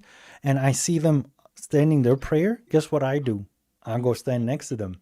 And when the guy is saying Allahu Akbar, me knowing the convention of what they do, I still pray with them. But when I'm by myself, I'll pray the way that I want to pray. And when with my fellow Quranists, as you call us, if I'm the one who's leading the prayer, then they're listening to me. And I'm, as God says in chapter 4, وَإِذَا قِمْتَ لَهُمْ الصَّلَاةِ, if you stood the prayer for them. So I'm standing the prayer for them, they can follow my way. That's fair enough. Because, a lot of people, this is actually close to the Mu'tazila. A lot of my students have become Mu'tazila, and they hold the Quran as the number one source of guidance, as every Muslim should. So it's close to Mu'tazilite, right? But what their belief is different than, like, I have friends that are Quranists, but they are different than you. So their argument will be that the fundamentals have never changed. Like your salat, they'll pray like a Sunni or Shia. They'll still be a Quranist, but their argument is that the fundamentals, meaning the salat and the hajj and your fasting, that's never changed. So anyone on this panel, the 200 and some odd people who are living on this panel, I can guarantee you that we have all learned our salat from our parents, meaning it's generational. We haven't, like, we don't go back to the hadith books when we hit puberty and we start praying, right? You're talking about the living tradition. Yes, exactly. So the fundamentals haven't changed. Beyond that, everything else we should get it from the Quran. But when it comes to these specific the fundamentals of the faith, yes, we can take hadith, and that's okay. So but beyond that, brother, maybe not. When God, when in the prayer you're saying, "Sami Allahu liman hamida," God heard those that give Him praise. Do you think that is a conclusive, accurate truth? Is that statement truthful? Yes. But God hears everybody. Yes. Not just those who praise Him. He hears everyone, yeah, but He's hearing the prayer of those who are praying. Okay, so when Iblis said, "Hey God, let me stay till the day of resurrection," and God states, "You have permission to stay," Is that him praising God? Was he praising God in that moment? No. Was Iblis praising God? No. God, Iblis was literally rejecting God's command, and God still answered what Iblis was asking for. So it was not, he was not doing hamd at that point. Well, no. Allah subhanahu wa ta'ala gave the hukam for all the malaika to bow down to Adam, and Iblis didn't. My brother, I don't Right? think So you he was understand the what best. I'm not talking. I'm showing you in something in regards to Sami Allahu liman hamida. Liman hamida, okay. Yeah, so God is also That- doing sama to those that are not doing hamida. If what you're saying is sama is istijaba, which means to answer the call. God is answering the call of people who praise Him and people who don't praise Him. Don't praise him. Yes. Yeah. So when you're saying Sami Allahu liman hamida, it's not a conclusive statement. It's not the full truth. And I think when you're talking to God, and God made it very clear in the Quran that to say as much truth as possible. So I don't think the Prophet's going to say half a truth. Yeah. So again, I brought up another argument, and then you went off in No, that's another fine. direction. I'm showing I you don't think that. you know. I don't think you know that brother, you're doing it. Wallah, to be honest I with you. am doing. Look, it requires Like somebody. I just came with the argument and said that the fundamentals haven't changed. You're talking about the living Right? tradition, correct? Yes, the living tradition, and Okay, you're so going what's off in something about Iblis and this and that. I don't know because why if you you're do that not all the time. keeping up, if you're not keeping up, Not that's keeping not up. You're not making sense. It's what brother. I'm. I am you're not showing answering. you. I am showing There's no you. relevance to what you're saying and what I'm saying. I'm There's showing. no. I'm There's no relevance. showing you that your living tradition has flaws in it. Therefore, your argument is not accurate. Furthermore, was Ibrahim and Ismail both in Mecca? Yes. Were they teaching their people how to pray? Absolutely. By the time Prophet Muhammad was alive, their prayer became clapping and whistling. That is a living tradition from Ismail all the way to Prophet Muhammad, and you could see the corruption appearing. So to say that because 1400 years passed and it went from generation to generation, that is not a valid argument because the human nature cannot preserve something that long. People are always going to add their things to it. I mean, that's the argument of the Quranists that I know, is that the fundamentals have not changed. That's not the Islam, argument of the Quranists, brother. Up until today. No Quranist, as you call us, will say that stoning something in Mecca is part of the tradition. That's if you're listening to Quranists, they don't believe that. No, They don't believe that. So, but that's part of the tradition. That. That's part. Is that in the Quran? No. Exactly. So the Quranists you're looking at me as a Sunni. I'm not saying I'm a Sunni. Habibi, or Shia. I'm talking about the living tradition. If you're saying there's Quranists that say that the living tradition has been passed on and therefore it's valid, what I'm saying is that you're not a real Quranist. Is what I'm getting at. Because I know Quranists. You're not a real Quranist. Okay, thank you. Now he's going to qualify what it means to follow the Book of God, and that the living tradition is part of that. And then when I'm showing him that the living tradition is broken, he goes, "Oh, well, you're not a Quranist. You have to believe in the living tradition." Okay, then. Do you want me to start talking to the Prophet directly now? He's gone.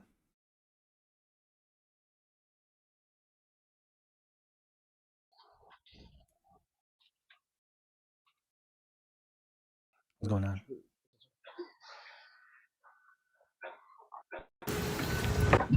Hello? Yeah, hello. Hey, how you doing?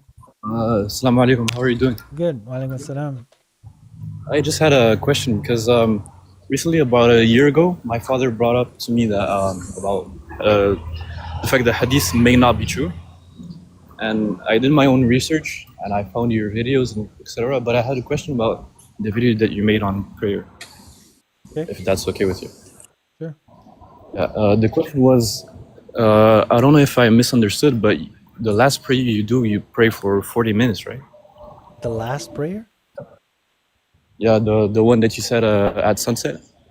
Yeah, for Fajr. Or not Fajr, Al-Isha, which is they call Maghrib. It's about 30 to 40 to 50 minutes depending. Yeah, well, thing is, because I had a question about that, because, well, I'm 17, I go to school, I have sports after school, so I don't really have the time to pray for 40 to 50 minutes. And what I've been doing is, I've been praying like the Sunnis. I just don't do the Tahiyyatul Lillah, and I don't say Sami Allah Alhamdulillah, because, like, for example, I just say, yeah? Brother, I would recommend that you take, even however much busy your schedule is, I really think you could fit 20 to 30 minutes, bro. And if not, then extend your night prayer. Your morning prayer, at least because God says, وَأَقِمِ الصَّلَاةَ لِدُلُوكِ الشَّمْسِ إِلَى غَسَقِ اللَّيْلِ. So this is like a clear cut. Perform the prayer to the declining of the sun to the twilight of the night. He's giving you aqim salah. So in that time, you have to be standing in prayer. The more loyalty you show to God, the more God is going to give you in your life. So you're working for your life. You're a 17-year-old. You want to strive. You want to be successful. The more you Yes. put God first, the more success you're going to find. So I would recommend to you that you do find the time. And I know that you're excited, and I know you got a lot of passion, and I understand that you're a person who sounds like a go-getter, and you're a wise Yeah. man, and you're a smart man as well. And God says that the more goodness that you have in your heart, the more God is going to give you wisdom and knowledge. Now you have to do the wise thing. In those moments, you have to slow yourself down and focus on your prayer. Even if you're praying with the Sunnis, take at least 5 or 10 minutes to stand your own prayer and to pick a chapter that's relevant to you and read it. That's my only recommendation for you. Of course, this is just me as your big brother telling you on what worked for me. There was many times where I thought that I don't have time to finish a full prayer. And then I later regretted it, bro. Yeah. Thank you. Also, I had another question, if that's okay with you. Really? It's off topic. So I've been like doing my research on, for example, the shape of the Earth, and recently with Artemis 2, and when they went to the moon, the picture that they were showing. Yep. Yeah. Yeah, so NASA is a liar. NASA doesn't know. NASA is a propaganda tool for the United States. This is not where you should be getting your knowledge in regards to science. I believe the world is a globe. I don't believe the world is flat. But NASA is talking about reaching the moon and all of this other nonsense. This is Yeah. just propaganda flexing on the world. But they do not dictate whether the world is a flat or the world is a globe. It is almost impossible for the world to be flat from all the information and data that we have within the world itself here. So no, NASA and the landing of the moon and all of this stuff, that's a little bit more of a propaganda. But the thing is, like for example, if I wanted to go like to if I wanted to go to like maybe China, and I could go just on foot and walk on water, whatever, right? I could go like if it was north to me. If I went straight north, maybe I would go to China. But if I went the other direction, would I not go there too? Yes. So what I'm trying to say is, It's a like, globe. yeah. But the thing is with Qibla, it's only one direction. But why would No, it not be the other? no, the Qibla, God says the word Shatra al-Masjid al-Haram. Can you repeat? Shatra would indicate the shortest path to it, the general direction and the shortest path. So there is a point on earth where wherever you point, it's technically equal. But for me, I don't look at it in the circumference of the earth. I look at it as the direct line to Mecca, and you will see the Qibla is the same. So I have an app on my phone, and it's called Transparent Earth. Okay, so you could literally see through the earth on your phone, and it shows you cities all over the world. And as soon as I look, I use the phone and I look and I find where Mecca is, right? And then you look at the Qibla, it's generally around the same direction. So for me, I don't try to like, my Qibla is not like, oh, going around the world like this, but rather it's going directly to it. That's why it's going the other way. It's you're thinking that your prayer is going like that. No, your prayer is a direct line to it. Yeah. All right. Okay. That makes a lot of sense then. I hope so. But yeah, it's mathematically, geometrically, by also the times of travel that we have, all the plots that we have in logistics, by the sunrises and the sunsets, by the weather and how the weather is being shown to us, it is impossible for the world to be a flat. Yeah. And also, can we go back to prayer? I had another question. And by the way, sorry if I'm stuttering. It's English is not my first language. Don't worry about it. But thank you. Going back to prayer, I wanted to know. So, like for example, if I'm in class and it's time for prayer, do I just leave and drop everything?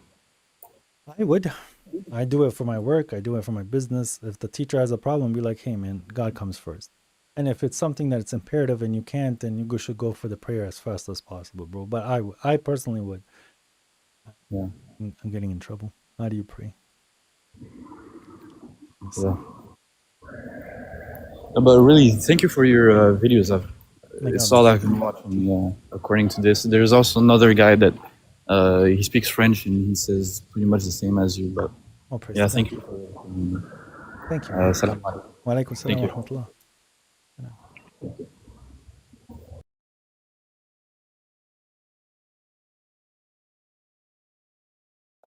Assalamu alaikum. Walaikum salam. What's up, exclusive gangster? I'm not that gangster as my name suggests, but as long as you're not gangster boy, I'm okay, bro. Sorry, what did you say? As long as you're not gangster boy, I'm okay with it. No, I'm not gangster. Okay. But I do have a question about Ati'u Allah wa Ati'u Rasul, right? Okay, go ahead. So when God says Ati'u Rasul, this means that we have to obey the messenger, not the prophet. Yes, obeying the messenger. It's not saying obey the prophet. There's a difference. Okay, so does it mean also that I don't have to obey the Rabb? What? Rabb, the Lord. So you're saying God's saying Ati'u Allah, right? Yeah. Okay, is Allahu ar-Rahman? No, I said Rabb.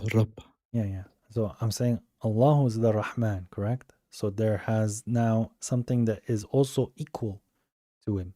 Ar-Rahman and Allah is equal. Ar-Rabb with Rabbu Samawati wal Ard is equal to Allah. Prophet is not equal to Rasul. So what you said is wrong. That's a fallacy of categorization. No, I'm talking about the Rabb. Yeah, Rabb You're means talking Lord. about the Rahman. I'm talking about the Lord of the skies and the earth, right? Yeah. So Ar-Rabb huwa Allah. Nabi is not, Nabi laysa huwa al-Rasul. There's a difference. When I say Rabbu Samawati wal Ard, huwa Allah. So if I say Rabbu Samawati wal Ard and I say Allah, that's equal. If I say Rasul and I say Nabi, that's not equal. Well, it's about the same character, right? It's not telling you to follow a character. It's telling you to follow somebody who's doing the duty of messengership, which angels also are Rasul, by the way. But and the Kitab is also a Rasul, by the way. In the Quranic narrative, I'm telling you, the word Rasul doesn't mean Muhammad. Okay, but doesn't Rabb has like a different Lord role? No. And Allah has different, because Allah is like Khaliq and Rabb is like more... So when God uses the word Rabb in the Quran, it's not Rabb by itself. Rabb always comes with something. It's not Al-Rabb. We do not have Al-Rabb in the Quran. We have Rabbu Samawati wal Ard, Rabbu Nas, Rabbu Jinn, Rabbu Ardu wa Sama wa ma baynahuma, for example. So he's always the Lord of something. Okay. So when I say the Lord of the seven skies and the land, that is God. That's not a role. That's who he is. Okay. So the verse is not telling you to obey Muhammad. It's saying to obey the messenger. Anybody who comes as the messenger, you have to fulfill it. You have to apply that verse. When any time in history a messenger comes, that verse is applicable. If he said obey Muhammad, then it's just to Muhammad.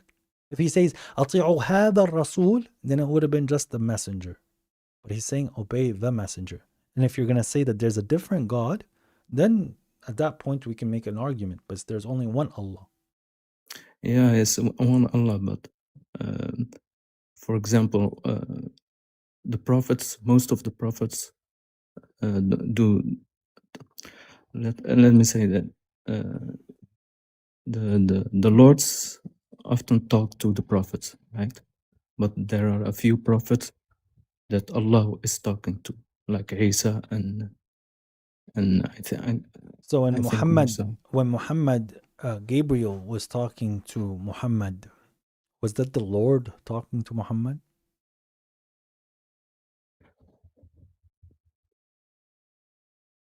No, I think it's the Gabriel. I think. I'm not sure. I can't answer that. So, me and you are talking right now, correct? Yeah, I yeah. can hear you from my headphones, and I talk to you through this microphone. And Mhm. you're coming to me through the headphones, but I'm still Yeah. talking to you, exclusive gangsta. I can't say that this here is you, even though I'm talking to you. Gabriel is just a phone between God and Muhammad. So the Rasul himself is just the means of God's communication. So Muhammad was talking to Ar-Rab.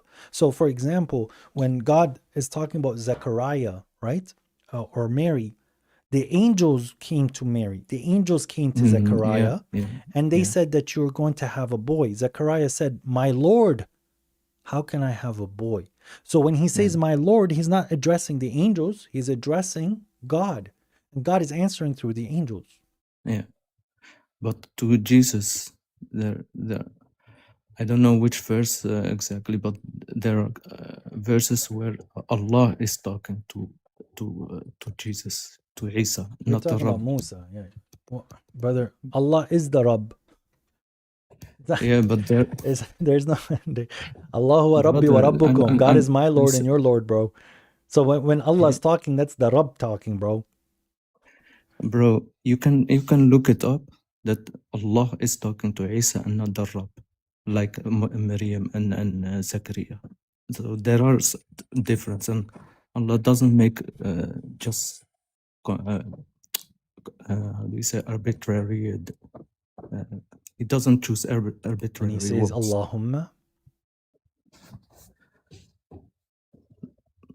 No, when there's a but verse. brother, I don't think you're understanding. No. I want to say there are a verse where God says But قال الله instead of there's no verse قال that رب. says Qala Rabb. You know that, right? Hmm? There's no verse that it says Qala Rabb.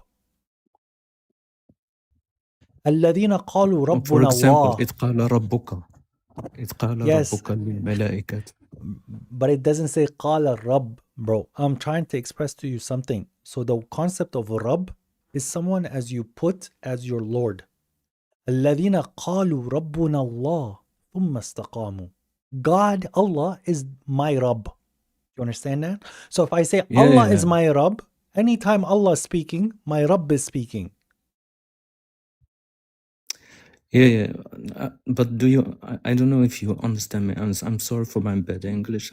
Maybe I think I understand what you're saying. You're saying that And God what? is saying أطيعوا Yeah, Allah, right? Which yeah, means it's not saying أطيعوا الرب, but you still have to do طاعة exactly. للرب, right? Or no? Yeah, Okay. So when he's yeah. saying أطيعوا الرسول, it means you also have to do طاعة للنبي because it's the Yeah. same thing, right? That's my point. Yeah. Yeah, I get your point, but your point is a fallacy of categorization. You're committing a fallacy. Ar-Rabb and Allah, you can keep switching them and the text still makes the exact same sense because the role of Rabb as Allah, it's the exact same thing as Allah. But there's a distinguishment. There's a clear difference between a prophet and a Rasul. So when God is saying Rasul, it doesn't mean that every Rasul that comes is also a prophet. So he's not telling you to obey the prophet because in 2026 it is impossible for you to follow obey the prophet. Sorry, you can't. He's not around for you to obey him. Okay. Then why? So one Then second. why does Here's sometimes Rab is talking to the prophets, and why sure. sometimes Allah is talking to? I don't think you're understanding what I'm saying, bro. But I want to show you a No, verse. I try to make you see the difference, and that there Habibi, is some difference. there is no different. The word I Rab, mean, it the is Rab, the same God. I know it's the same brother, God. the word Rab has its meaning, okay? So someone can say my father is my Rab. Someone can say my government is my Rab. Someone can say Pharaoh is my Rab, okay? Yeah. This is now where you would replace Pharaoh with Rab anywhere you see him. It's normal. So when I say Allah is my Rab, okay, which he is the Rab, that's the truth. He's the Rab of me and you and everybody. At that point, anytime Allah is speaking, our Lord is speaking.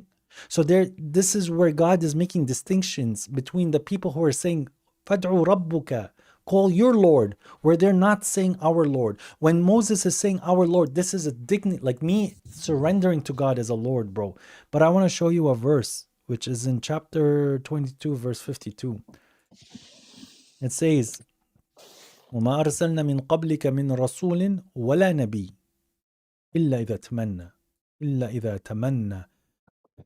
Okay, so رَسُولٍ وَلَا نَبِيٍّ. Okay, so for we did not send any messenger nor a prophet. So if messenger and prophet can be switched easy as the way that you're explaining it, then God didn't need to say that. These are two Okay, exclusive different things, brother. okay, may I ask you another question? I hope you are not a bit confused with me. Yeah, thank you. Thank you for your patience. Anyway. Okay.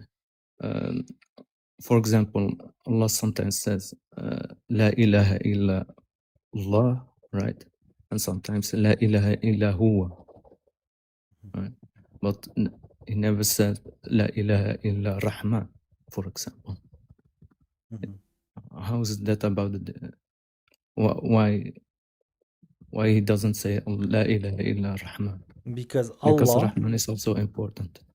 okay, because he's saying ilah, and Allah and ilah are from the same root. So for them thing to make sense, he's saying there are no gods except the God. So yes, you could still say Ar-Rahman, but he's giving you the ultimate truth, and that's why he's using the word Allah there. You could say La ilaha illa Sami', because that's me calling upon God in one of his names. La ilaha illa al-Ghafur. I can do that.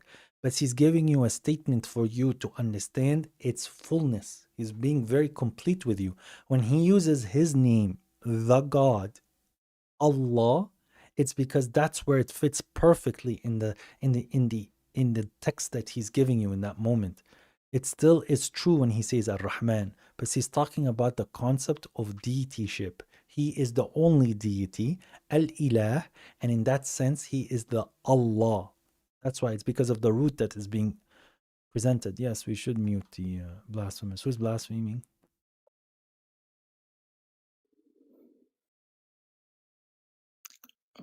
And what about La ilaha illa huwa?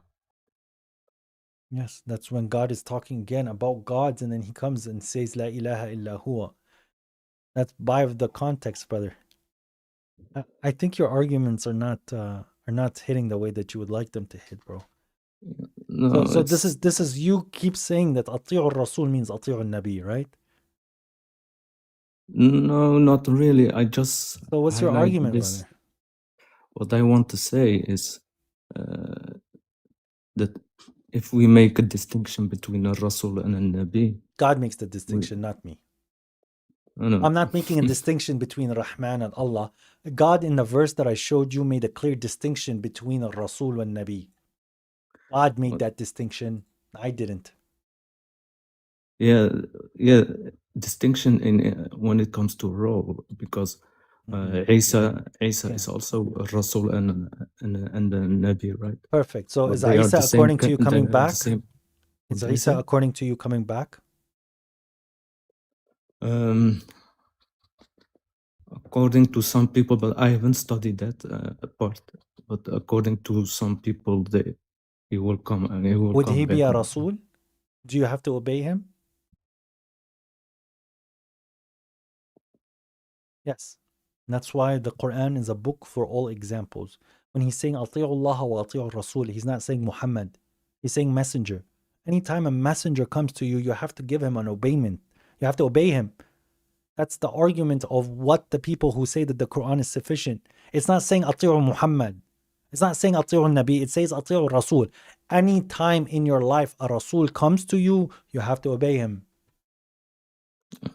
Okay. Okay. Just okay, my last brother. You said that question, this and is then I drop down. this is the last. You already told me that was the last question. I think I need to move on, bro. I'm sorry. Like Steve Jobs. One more thing. No, I appreciate you, bro. I think it's fair for me to move to the next person. I already gave you 15 minutes, Habibi. Okay, then I dropped that. Okay, so thank you for your time, brother. May God bless you.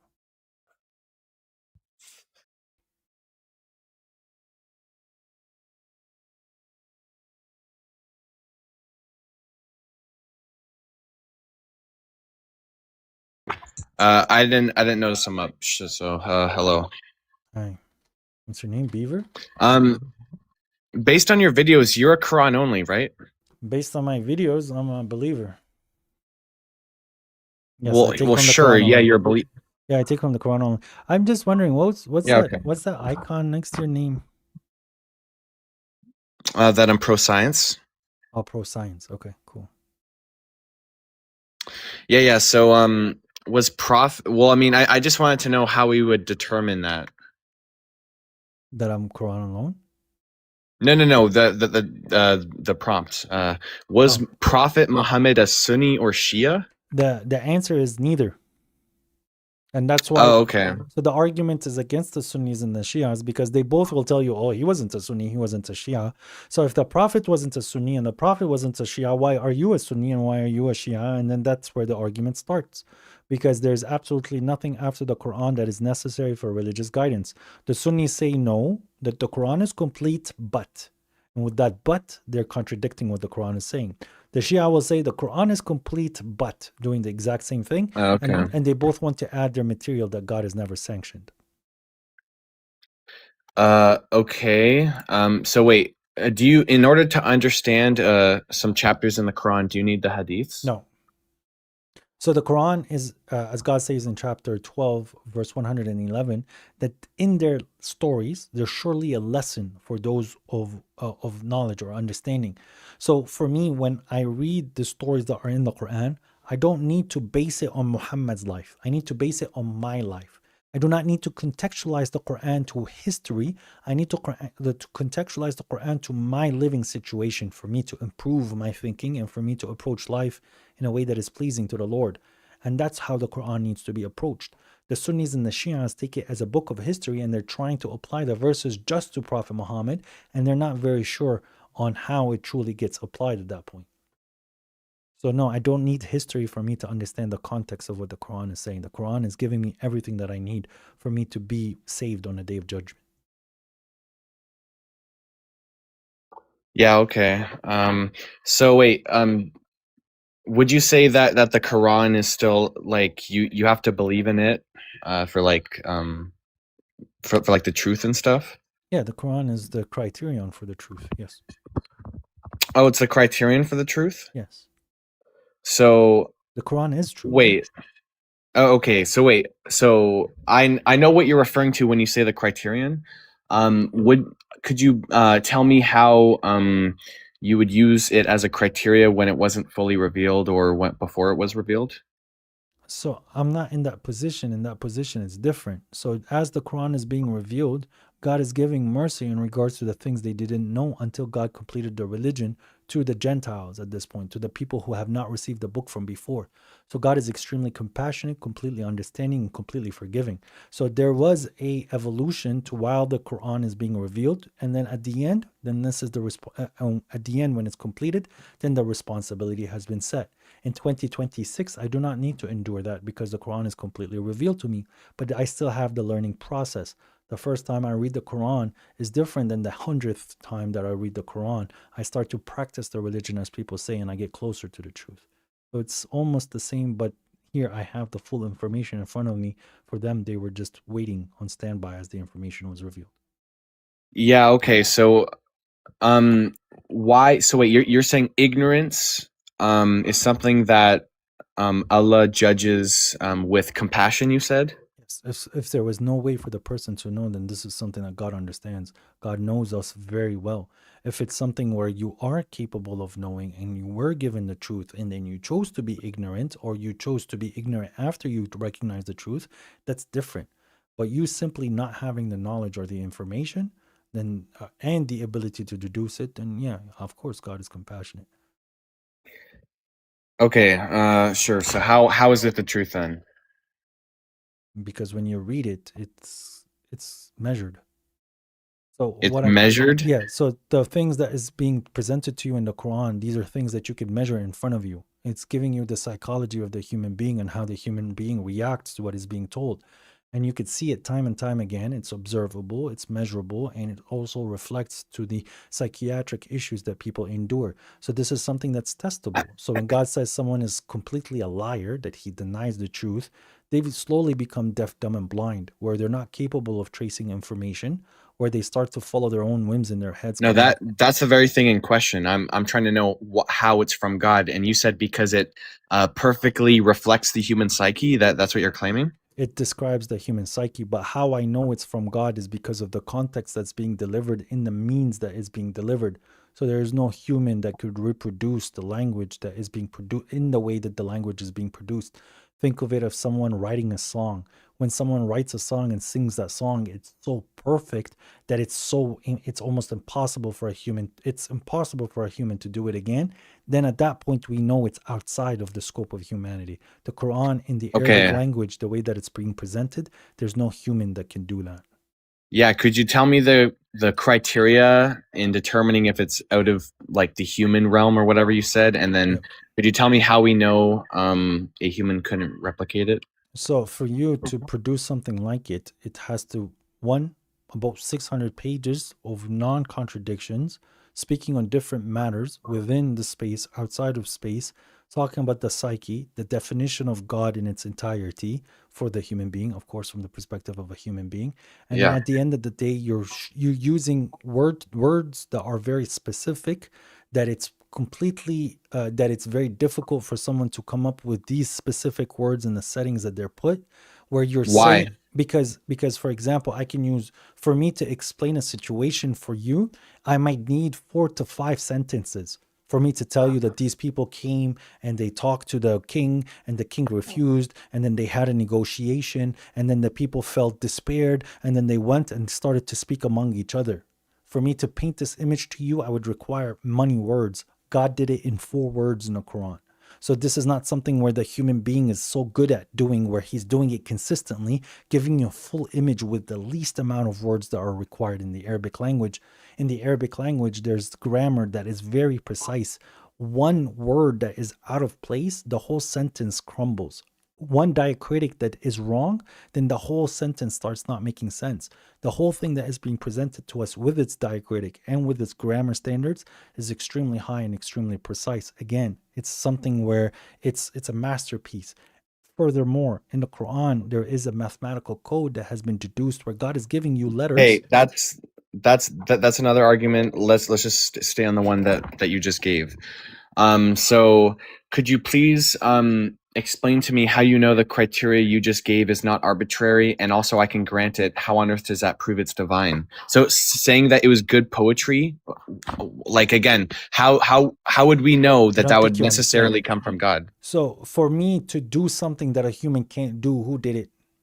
How do we know a human didn't do it? Well, but then reproduce it. Yeah, again, we don't have to. Brother, if I run the quarter mile in 4 seconds, and I say, if I run the quarter mile. That's a good analogy. Yeah, so how do we know it wasn't reproduced or not? Brother, I'm telling you, if I run the quarter mile in 4 seconds, and I tell you God allowed me to do this, then someone says, no, this is just a human being, then do it. Then do something like it. Give me a text where the people that speak that language. That's not an actual argument. So what you're saying is very arbitrary. And also not arbitrary. It's something where the human being cannot achieve. So you got to bring me How do you know? Bring me a book where the other language, in another language, where the people who speak that language unanimously, or the majority of them, will tell you that this is something that is extremely difficult to be reproduced. Oh, sure, yeah. Homer's poems, Romeo and Juliet. What on earth are you talking about? Romeo and Juliet is not reproducible. Romeo and Juliet did not reproducible to the genius that William Shakespeare demonstrated. Shakespeare did not have any contenders. There's a difference between contenders and actual quality of a work. So again, you're just saying it's a very sophisticated piece of literature, that means it's from God. Like, where on earth are you getting these criteria from? How do you know they're not arbitrary? How do you know it's necessarily means that it's from God? As I said, it is not possible for a human to talk in the way that the Quran is spoken. That is from the Arabic side. So when you're So gonna talking, go, yeah. so So when you're gonna go right to off the bat, you say Shakespeare, talking. yes, the way that the thing is being communicated. Yeah, so you Yes. just said, so it's possible for humans to make any noise with their mouth. What do you, could you give me the logical contradiction? Because you just said it's not possible. Yes, the way that is being communicated, the word choice, and the way that it is super cohesive. Yeah, that's vague. You're saying the way this is happening. How is that vague? Because you're not giving a specific example. Okay, yes, it is a specific example. If You're saying the way this happens, that's not brother, the way that it's being presented. So, for example, if I run the mile in 0.4 seconds, that's a false analogy. It's not a false analogy. Is that something that is possible? Okay, you can perfect. So you could measure what there? What are you measuring? The speed of the person, correct? Yeah, we can measure physical aptitude, but in intellect, no, brother, is something that's a lot more his physical bro, his physical being, it's not capable of him running 4 seconds in a quarter mile. It's not something that we could measure physically, because if someone did that, it is not something that the human body. What are you talking about? That's the concept of a miracle. We can measure it to where we know that that his body can run at 4 seconds a quarter mile. No, we can measure it so we know that he can't do that. Brother, it's not something that his body can do naturally, correct? Sure. Okay, we can test that. We can test muscle mass. How do we test that? That not him specifically. How do we test how much a human being can run a quarter mile? Yeah, based on muscle mass, based on bone density, based on testosterone levels. Perfect. And then we get the minimum of the fastest that they would technically run by the mechanics of the human body, correct? Yeah, those are not arbitrary criteria. Give me the non-arbitrary criteria for measuring poems. Well, it's not a poem. So what I was trying to express to you is that because of what has been presented to us, and because of every single person that ran the quarter mile, we can conclude, even without going into the scientific realm, just because of the history, nobody can run a quarter mile in 4 seconds. From all the literature that is being presented to us in Arabic, in the way that it is extremely precise, it is not something that a human can naturally do. That is the argument, and that is the criteria. So you're saying, well, no, that is subjective. So show me something in the Quran that a human cannot naturally do. Okay, so if we're looking at one of the chapters, for example, in the chapter which is called the Kawthar, there is more literal devices. Okay, just give me the chapter number, because I don't know what Kutha means. Okay, sure.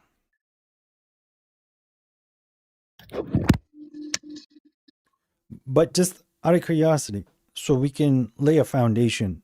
If the water gets split in front of you, and there's two, like the Red Sea gets split, would you attribute that to a miracle or no? Or you say there's a scientific I would say reason? Well, I mean, the sea being split in front of me, like, yeah, that can easily be a miracle, but like there are natural ways for that to happen, like an earthquake or tsunami or something like that. But again, based on where you are and how it's done, you can conclude that the probability of it being from God is higher because of how unlikely it being naturally. Perfect. So what qualified it to being unnatural?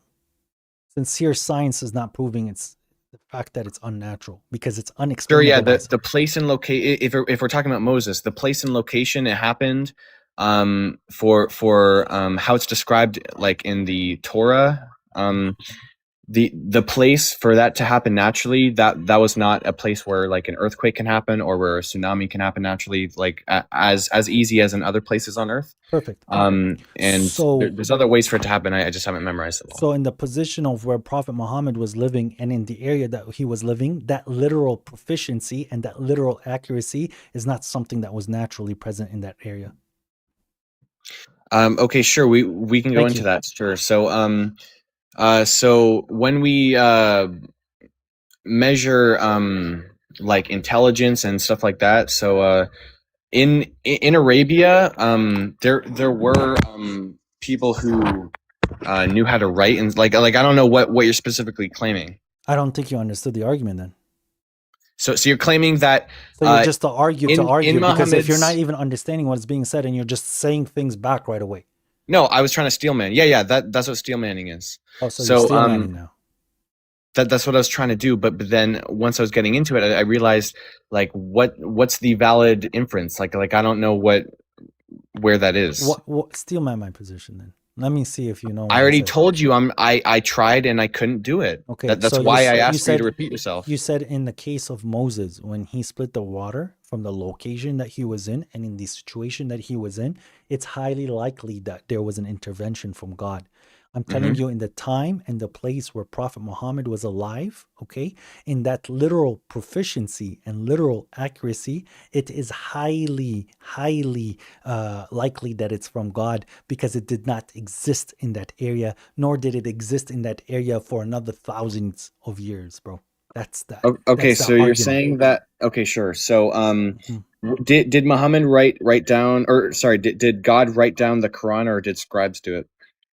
Muhammad was part of the writing process along with some scribes as well, but it was being dictated from Muhammad and it was being written down. Right. Yeah, so you just said a literary like miracle or whatever, even though you admit it was written down by humans. So where's the miracle? Okay, the source. Yeah, that's begging the question. It's not begging the question. Yes, because how do we know the source is God? It's not someone who's writing it down. I'm saying to you the literal proficiency, okay, and the accuracy of what's being presented. It was not even qualified at the time for someone to say that there's an error, because when people started to explore the Arabic grammar in that what on book, earth would an error be in that context? In How the do we determine Arabic- what an error is? how would you understand when I'm not done, brother? I'm telling you about the Arabic language. There's something that's called Arab. Okay, so this is something where the words are supposed to be parsed in a way for you to understand the subject matter, who's being spoken, the pronouns that should be used, and it's a very, very detailed language. The Arabic language is quite difficult. Sure, and I'm it not being done. written down simply done. was done. I'm No, not done. I'm not done. Grant, I'm not done. trying to grant what you're saying. You don't even know what I said though. I know where you're going. You're What am going I to say. going? That's what I was trying to explain. Right. So you were trying to say that the Arabic is a complicated language, and there are meticulous ways in describing something literally, based on where people word choices to make it simple. Where people didn't know its accuracy up until 200 to 250 years after it. Because at that point, how do we determine accuracy? Like all these criteria are arbitrary. Brother, in Arabic, there is something that is called the parsing of the grammar. So I can tell you, for example, akal al-walad, the boy ate. Grammar is based on you don't writing let the person, skills, and yo, brother, you already admitted that code, scribes wrote it down. In programming. Do you know how programming works? Did scribes write the Quran? Do you know how programming works?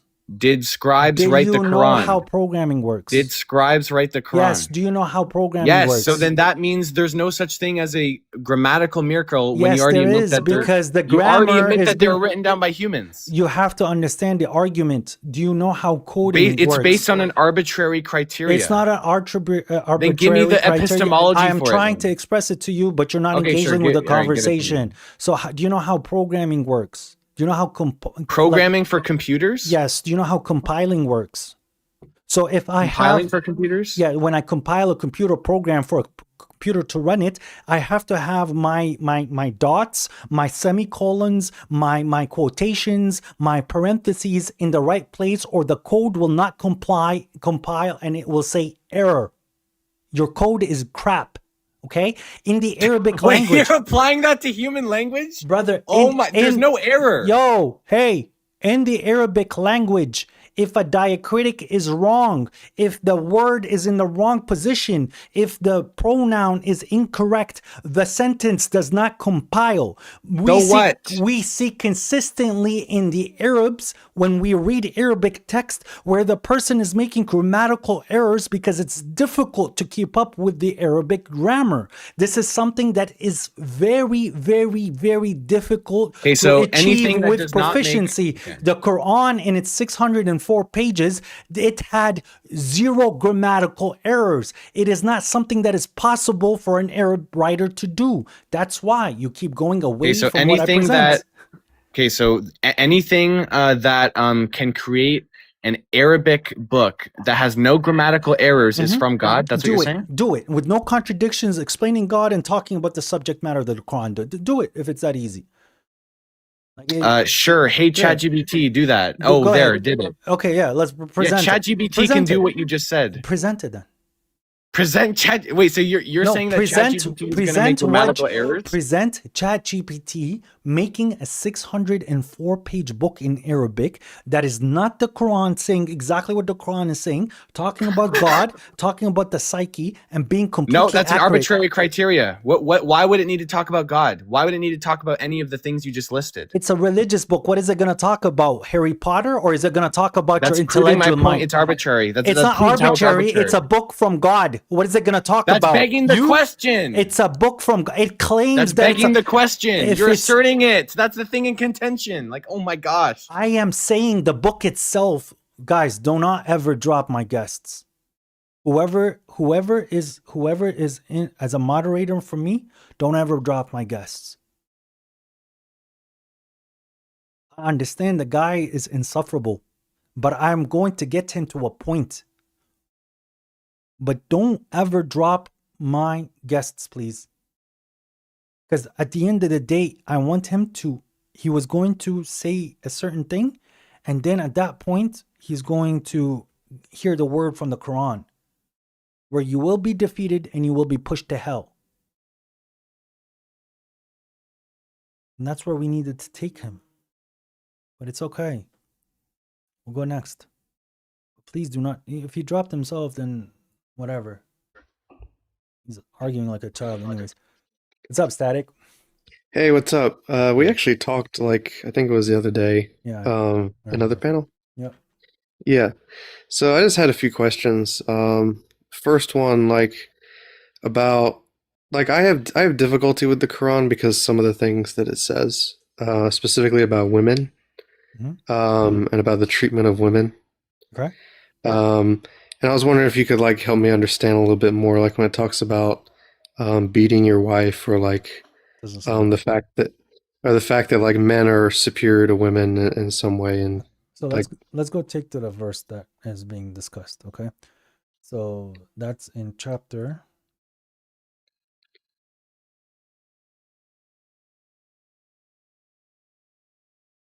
4.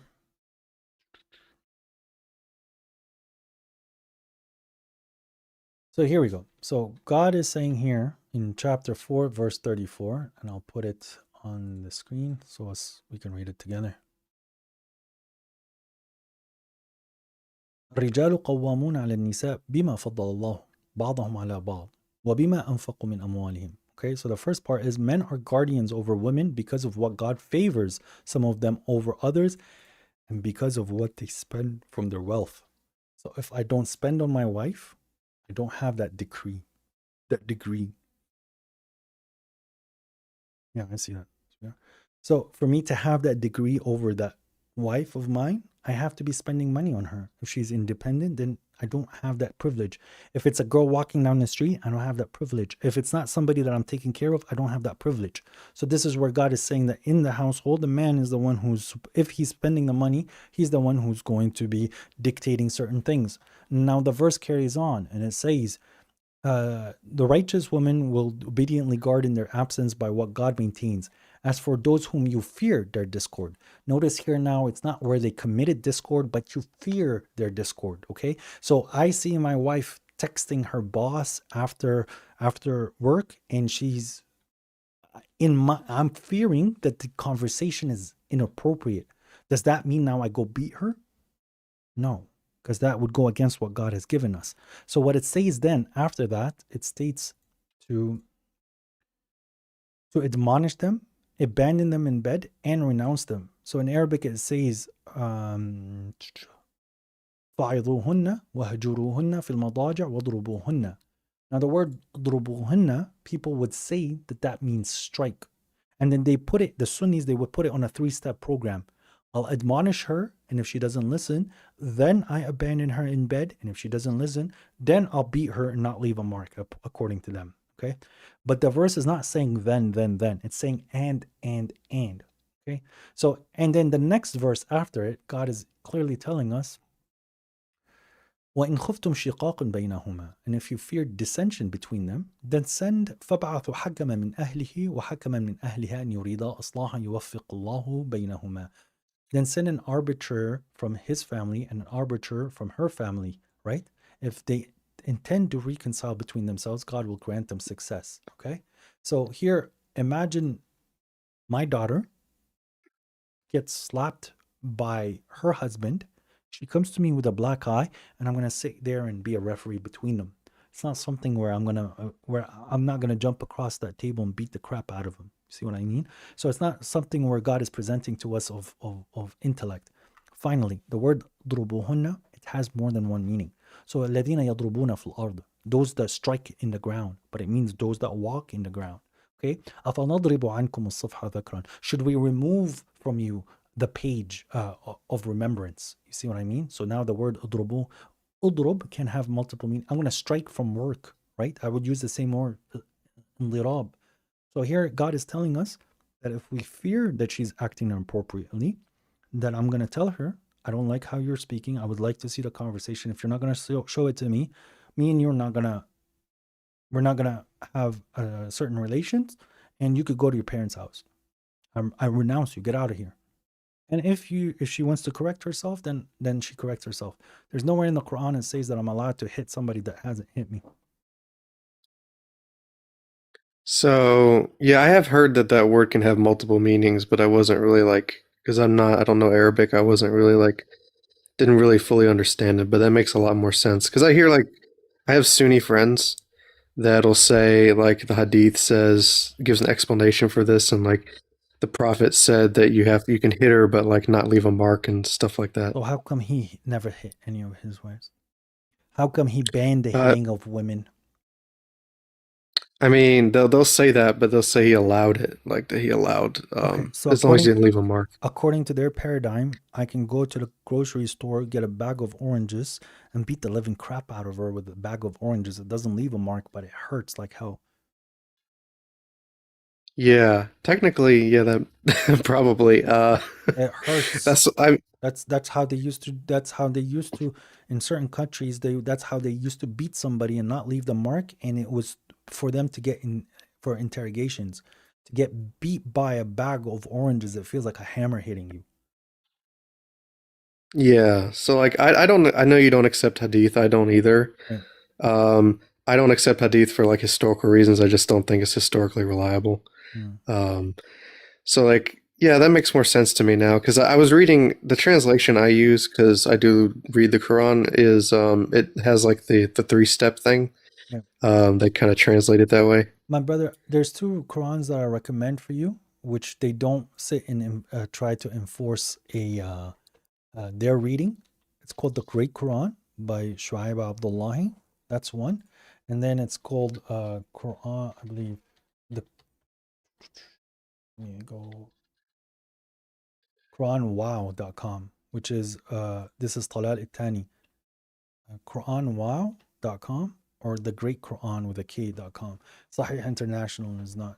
So if you see them putting the word Allah instead of God, know that it's a Sunni translation most of the time. You see this one here, the man is opting to put the word God because that's the true translation, and here in the name of God as well. So these are 2 that I would recommend. So you have an issue with transliterating Allah instead of translating as God? It has no meaning in Arabic. In English, it has no meaning. So if I come to you and I say, I believe in Allah and I am a Muslim, to you as an English speaker, I made absolutely no sense. Okay? If I come to you and I say, I believe in the God and I surrendered to him, Now you know what I said. And come surrender to God. Oh, who's God? The God is the creator of the 7 skies and the land. There's no need to translate and elaborate, and it's very precise. Okay, I mean that makes sense. And the next question I had was about, I don't remember where it is, but it talks about the call to prayer. And I was having a conversation with a Sunni friend, and he was, because I'm not a Muslim. You already know, like, that I'm not a Muslim, but like, I was saying, I don't think the Hadith is reliable, and he was saying, okay, well, if the Quran says, you hear the call to prayer on Friday, and then you do this and do that, how do you even know what the call to prayer is if you don't have the Hadith? Hey guys, come, let's go pray. Is that a call to prayer? Yeah. Okay, so it says here, يا أيها الذين آمنوا إذا نودي للصلاة من يوم الجمعة. So here they translate this as Friday, but in Arabic it's not saying Friday. It's saying the day of congregation. So it says, "O you who believed when called to the prayer or litany." Sorry, I'm not showing it. So, so yeah, it says, "O you who believed when called to the litany from the day of congregation, then proceed to the remembrance of God and leave sale. That is better for you if you should know." So this is the word that they translate as Friday. It doesn't say Friday. It says the day that people come together. And if someone goes, "Hey guys, it's time for the prayer," okay, leave your sales and let's go to prayer. It's not about Allahu Akbar, Allahu Akbar, Allahu Akbar. It's not saying that. It's got nothing to do with that. But that's how they wanted to apply it. So there is a concept where the Quran is giving you guidelines, and it's giving you literally guidelines to guide you, where you get to apply it on how you see fit. And we've seen this in history. Prophet Muhammad had his application based on what was happening around him. When Abu Bakr took hold, the application shifted and changed because the community started to evolve. Abu Bakr, he started, Umar, the other Khalifa, he started to make changes as well and modifying how he's applying the Quran. And all the way to Ali was the exact same thing. When the Abbasids came, they said that this application is religion and you can no longer change it because that's what the Prophet gave us. And that's the absolute horse malarkey that we do not accept. So, for example, if I, as a president of a country, if I want to call people, you know how we get Amber Alerts on our phone, right? I can create a system that you get a text message on your phone. It's the time for the congregation prayer. And that's a call to the prayer. So, however you apply it, it's up to it's an international book, bro. There's many ways of applying it. It's a universal book. You don't have to be an Arab. Okay, that makes a lot of sense, and I'm assuming like the translation also influences how you read that too, because I read like the Clear Quran is the one that I use most of the time. That one's problematic, bro. Yeah, because I know it's written by a Sunni. They try to add a lot of, like, you'll see places where it says "O Prophet" when the word in Arabic never said "O Prophet." They try to shift the meanings to try to like pass the Hadith narrative in it, and you're talking about the Clear Quran you're talking about is by Khattab, Mustafa Khattab, I believe. There's a different one, which is the Clear Quran by Talal Al-Thani. So Talal, he made his translation before Khattab, but the Sunnis didn't like his translation. So Khattab also named the Clear Quran. And that's the one. The other one was like Talal Al-Thani's Clear Quran was more, it was getting a lot of heat from the Sunnis, but it was because it was literal. I see. So I kind of came up here because I'm still searching for the truth. I'm still trying to like find myself, and I just kind of also want to ask, like, what's a reason that I should follow the Quran? So, on the day of judgment, God is not going to ask you what Jesus said to Peter. He's not going to ask you what Muhammad did to his people, or what Omar and Ali and all these names, what this Sheikh said. God, that is not what you're going to be questioned. God's going to ask you, did you have a relationship with me? Did you think about me often? Did you serve me? Okay? Did you spend from the money that I gave you? Did you treat the people nicely? Did you treat your parents in a good way? Did you honor the orphan? The orphan goes through a lot of pain. Did you honor him? Did you try to make peace between people? You're all human beings. I created you all as humans. Why aren't you making peace with each other? So if you are a net positive on the earth and you're doing it because you know that this world here is God's mansion and you're just a servant and God treats his servants really well, then you've truly understood the secret of life. If you think this world is about you and there's nothing after it, then you failed. The Quran is giving you a way of thinking to deal with the anxiety and the pain and the problems that other people give you, so that you stay in peace, you stay patient, and you know that God is controlling it. Even if somebody wants to come up and call me a kafir and stuff, bro, I have an amazing relationship with my God, and I keep seeing the signs of God around me. So I recommend you to see how the Quran is teaching you to think, and how what it gives you, it allows you to keep a strong relationship with God. Because this world, it pulls you in ways that is wrong. And you might fall into something where it makes you forget God. And if you forget God, you forgot yourself, bro. Yeah, I mean, I think it just comes down to the fact I have a different theology. Like, I'm a polytheist, I know. and yeah. Um, I know the Quran talks a lot about polytheists, so Because but like, because it's a deception of to the truth, bro. It's like saying that there's 4 kings. The king's gonna be like, yeah, bro, you really think that if you were the father of your children and you have 4 kids, okay, and the kids go and say to you, "No, we have like 6 dads. That guy's my dad. That guy's my dad, and that guy's my dad." You're not going to be very happy with your kids. So if you don't accept it, why should God accept it? It's not that it affects God. It's you yourself is treating God in a way that you don't want to be treated. You see, that's the oppression. You are treating yourself, or you're treating God, and you're looking at God in a way that you wouldn't accept it for yourself. If you're the king of the country, you wouldn't accept that people are saying there's 6 kings. It would bother you, but you're doing that to God. yeah, I can understand that perspective. I guess I just disagree, or at least right now I do. Sure. Keep Um, searching, bro. I have one more question. I don't want to take up too much of your time, but I have one more question about Go prayer ahead. specifically. So another question I received a lot is like, oh, if you don't have that deed, how do you pray? Like, how do you know how many rakats to do? Yeah, And this is their application that they say it's religion. There's many ways of praying, bro. yeah, so you don't do rakats. No, that's not how you're supposed to approach the Quran. You can usually, like, I would pray twice in the same time period, which you would say it's 2 units. No, I don't. Sometimes I would like it would be once. Sometimes it would be 3. Sometimes it'd be 6. It depends on how much I want to read in that moment, bro. I don't count rakats. It's not about that. It's about the Quran, and it's about the dua and the glorification. For me, this is God telling us that this technically 1 hour, aside from your night prayer, it's supposed to be with you and the Quran and you talking to God, so that you are like, bro. I'll tell. I don't think he's in the chat, but there's a man that me and him, we fought for like 4 years now. Okay, he slanders me.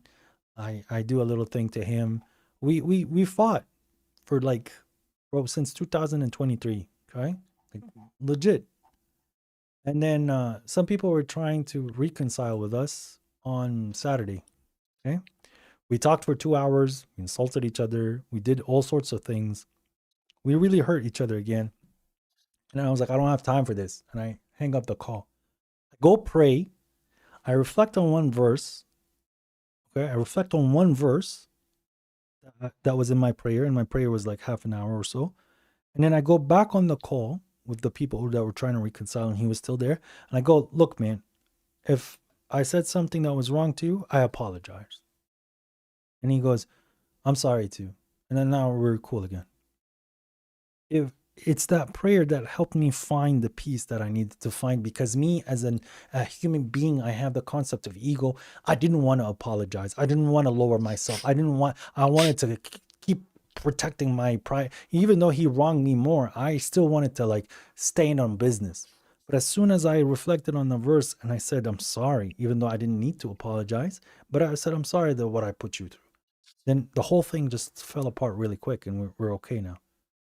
So that's where the important in the Quran and all of this is very important, bro. It gives you the reminder that you need on how to make peace with people. Nobody wants to be in pain, bro. So you don't like repeat Arabic phrases over and over and like stand and cross No, your arms and then no, prostrate and all that. no, bro. I don't need to repeat certain thing. I might repeat like the "Oh praise to God, oh praise to God," that stuff. Yes, you're nothing compared to Imam Bukhari. Thank God, bro. Thank God. So I'm guessing, like, because I was trying to understand, like, how you pray from the Quran alone. I'm guessing I do have a you video. just. I do have a video. It's I think on. I've seen it, yeah. It, But you didn't like explain like the because I know the Sunnis whenever they talk about no, like, bro. oh, you say this phrase, you say Right that here. phrase, Right and here, right here, bro. yeah. It's on my YouTube. It's 10 minutes. You might see in a short for 1 minute. That's not. So here it's going through the verses, and I even like stand. The prayer is quite. Sorry. And even here you'll see there's a part where I show it. Where is it? Come on. There it is. See? I'm praying and I'm showing the verses on what I'm See, doing. I think what Sunnis will like say about this, and I saw someone in the comments say it just now, is that you're kind of doing your own thing. In other words, they say, oh, you're making up your own religion. You're like, Mhm. you're like inventing your own religious practices. It's kind of Wait, like, did God ever say to you that you have a certain ritual dance that you have to do for your prayer to be accepted? Nope. So that's what they do. Where, oh, yeah, well, you because didn't the raise your Hadith says finger that. and you didn't do this and that and this. Meanwhile, he's not even thinking about God. He's thinking about all these extra movement. If you move twice or 3 times and you scratch your face, your salah is not. Oh, if you fart in the middle of your salah, that's it. Bro. This is stupid. This is not what God's religion is. God's got nothing to do with that. Like, what do you mean? I'm sitting here thinking about my Lord. I'm thanking my God.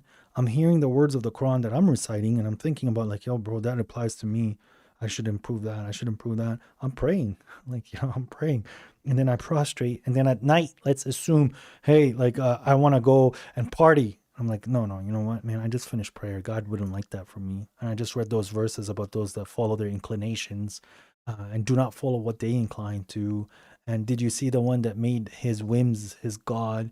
God doesn't like those people. I don't want to do that. Why did I know that? Because I reflected on the verses. Oh, God tells me before sleeping is those that like ponder upon the creation of God on their sides, on their backs, and saying, God, you did not create this in vain. So some people, when they go to bed, they sit and think about women. They think about like fantasize about things. I sit and I think like, wow, God, like he showed all these people the truth. He did it in truth. Like it's so obvious. And then I go to sleep. So God has shown me a way to stay pure at night instead of sitting and fondling myself. Okay, man. But that's because of the prayer. If I don't pray, how would how would I remember that? A human being would rather go have fun than but honestly, this lifestyle, it's more fun. This lifestyle is more fulfilling. This lifestyle is more dominating. This lifestyle is more efficient. This lifestyle is so more blessed. This lifestyle gives you money from where you don't even know. And even if the money's not around, you're happy and you're content. This lifestyle, you taste something, even if someone next to you goes, "Oh, it's too salty," you're like, "Man, I'm eating some meat, bro. It's so good. Thank you, God." Like, oh yeah, maybe they went too ham on the salt, but that's fine. I got water. It gives you the ability to be super content with what you have. And when someone's around you complaining, it's like, bro, you're disgusting. God is right here, and you're sitting here complaining, bro. That's how it works, man. That's the prayer. Yeah, that makes a lot of sense. But thank you for your time, and I really appreciate your content, man. Yeah. Hopefully you get guided to understanding that relationship with one God is how it works, bro. And God does not have no competition, and God cannot lose. But I think that's for you to go explore. Be careful though. Yeah, thanks for having me up. You're welcome. Take care.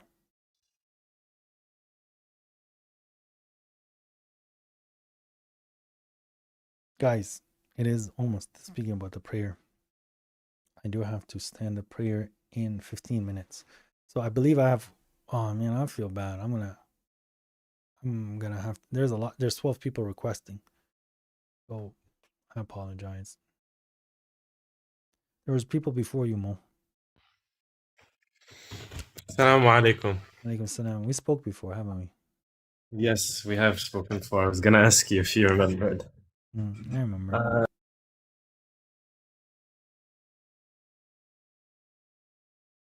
Too much of your time since you have prayer. You're cutting off, bro. I'm cutting off. I think that's because I'm going off TikTok because I have like a few notes written down that I wanted to ask. Yeah, if you go off TikTok, I can no longer hear you. Okay, give me a second. I'll just check in. Okay, just my first question is that Sunnis often say يعني, that there's two verses that talk about the Sunnah of Rasul.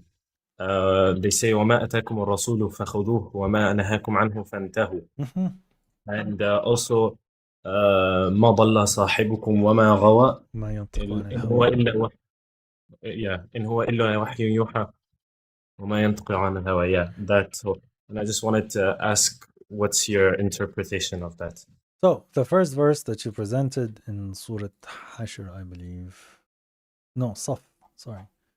So we're gonna put it on the screen and we're gonna read it together, okay? All right. So they give you a part of the verse because they're not going to be honest with themselves. So it says right here, يغفر لكم ذنوبكم وتجاهدون ومن أظلم ممن افترى وإذ قال عيسى قال موسى إن الله يحب كبر مقتا عند الله ومن أظلم ممن افترى يريدون أن يطفئوا وهو أرسل رسوله بالهدى يا أيها الذين. No, it's not تؤمنون بالله ورسوله يغفر لكم ذنوبكم. Wait, Hashr. It is Hashr. It's not Saf. I don't know why I thought it was. I said Hashr and then I changed it. But Hashr is Ar-Rahman up here. Nope, sorry. Al-Jama'ah. Hashr. There it is. So yeah, it's Ayah 7 from Al-Hashr. yes. So God says here, أعوذ بالله من الشيطان الرجيم بسم الله الرحمن الرحيم. Sorry, I'm getting tired. It's all good. Right there. Okay, look at how it starts. ما أفاء الله على رسوله من أهل القرى فلله وللرسول ولذي القربى واليتامى والمساكين وابن السبيل كي لا يكون دولة بين الأغنياء منكم. See this? كي لا يكون دولة بين الأغنياء منكم وما أتاكم الرسول فخذوه وما نهاكم عنه فانتهوا اتقوا الله إن الله شديد العقاب. Whatever God awarded to his messenger from the people of the towns, it belongs to God, the messenger, and to the relatives, the orphans, the poor, the people, and the wafer, so that it does not become rotating between the rich among you. And whatever God gives you, or whatever, astaghfirullah, whatever the messenger gives you, then take it. And whatever he forbids you from, then refrain from it. So what do you think this is talking about? This is talking about like the war bounties. Ding, that's it. And guess what? Tabari says the same thing. Okay. So they're taking that verse out of context. Yeah, and what about the second verse? ما ضل صاحبكم وما غوى. That's talking about the Quran. That's talking in huwa illa wahyun yuha is talking about the Quran there. Because you go to chapter, for example, here, they're saying everything that the Prophet says is wahi, right? That's what they say. Yeah. So you take them to here and you make them look like a fool very quickly. You take them to the tahrim, okay? This verse right here. Yeah. Surah Al-Tahrim. The يا first أيها one. النبي. يا أيها النبي لما تحرم ما أحل الله لك تبتغي مرضات أزواجك والله غفور رحيم. O you prophet, why do you prohibit what God has made lawful for you, seeking the satisfaction of your wives, and God is forgiving and merciful. So according to their paradigm, God revealed to the prophet, hey, make this forbidden on your wives because it's wahi. So he forbids it, and then God goes, hey, prophet, why did you do that? Yeah, I mean that makes sense. But the main point I had is I've been in your stream for the last like 2 hours, and I've just been listening. And basically, you've said multiple times that every time there is يعني طاعة, there's like it's always a Rasul. Yes, it's not But Nabi. in this ayah specifically, he says يا ما أيها ضل النبي صاحبكم. وما Yeah, no, غوى. that means yeah. Okay. So how would you basically say that this is only talking about the Quran or about the Rasul, if you understand what I mean? Okay, so sorry, give me 1 second. Oh, good. Nice. Yeah, so what I was trying to say is that let's go to it. This is Najm, I believe. The star. Yeah. Najm. Najm. Okay.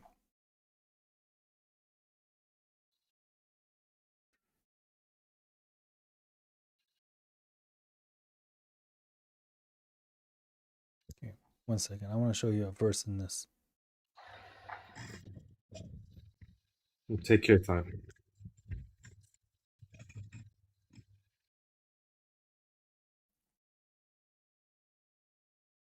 Mm.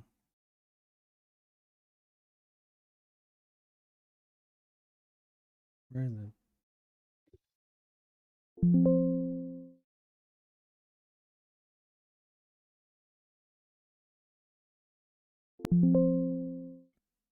Okay.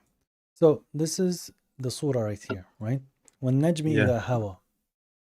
Yeah. Okay, let's read it together. By the star when it falls or it sinks. مَا ضَلَّ صَاحِبَكُمْ وَمَا غَوَى. Your friend is neither astray nor misled. Okay. So when people are saying there's multiple gods and this guy is deluded, this guy is crazy, right? Yeah. Do you think the word sahib here means like the person, the translator is saying friend? Do you think it's always friend or can it be just companion? I don't get exactly what you mean. Sorry. So when I say ashabun nar, does that mean they're friends or are they the No, companions of the no, fire? the companions. Okay. The So companions. he's talking to the disbelievers. He's saying to them, "Ma dalla sahibakum wa ma gawa." Your friend is not astray nor misled, and he does not speak from inclination. Okay. So here it's addressing the Quran. It's not addressing that everything that Muhammad is saying. This is in regards to the religion. Okay. In huwa illa wahyun yuha. He was only inspired by inspiration. Okay. علمه شديد القوى. The strong in power taught him. ذو مرة فاستوى. So now we're talking about Gabriel, right? And he's seeing when he met Gabriel. ثم دنا فتدلى فكان قاب قوسين أو أدنى فأوحى إلى عبده ما أوحى. And he inspired to his subordinate what he inspired. So this is talking about a singular event when Gabriel was presented to Muhammad in a way where Muhammad was capable of seeing it, and Muhammad inspired something to him. So when I come to you and I say, bro, last night I saw Gabriel and I saw Gabriel's wings and this is what he said. You know what the people were saying? That guy's crazy. That guy's gone. That guy's misguided. Okay? Yeah. So here God is saying, no, he did see Gabriel, and Gabriel did inspire him. In huwa illa wahyun yuha. It's talking in regards to that specific moment, but one can generally understand it that this wahi is something where it's temporal. It's not something that's continuous. So Gabriel had to descend for him to get that wahi. Is Gabriel consistently with Muhammad giving him wahi? No, there's times where Muhammad is acting on his own when it's not wahi. So they're straw manning what is being said here. Okay. Okay. And also, I used to like a year back. I used to follow this quote unquote Qurani Egyptian, and he also like had a lot of interpretations that I liked about the Quran and how he doesn't believe in the Sunnah at all.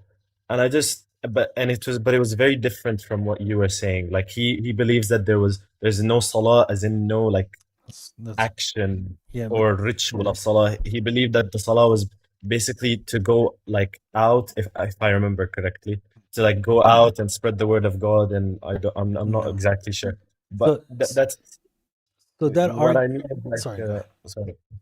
What I mean exactly is, how do you know that your interpretation is right, or this quote unquote again Qurani's interpretation is right?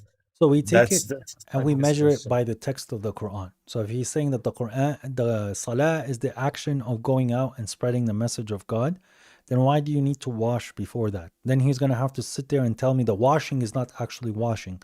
Okay, so what's the concept of sujood? Oh, sujood is just a spiritual thing where you say submit. Okay, in Arabic, how do I say sajadtu lil malik? What does that mean? Is there an actual prostration? How do I say prostrate in Arabic? He's going to say sujood. Perfect. So then there's a verse that says, الَّذِينَ يَسْمَعُونَ الْقَوْلَ وَيَتَّبِعُونَ أَحْسَنَهُ. Those who hear the words or the statements and they follow the best of it. So if I can submit or I can do prostration in my spirit and in my physical, then I'm following the words to its best. Now, furthermore, if I don't eat and I don't sleep and I don't drink and I'm trying to go through the day and I become extremely tired and extremely hungry and extremely thirsty, I start to get more intrusive thoughts.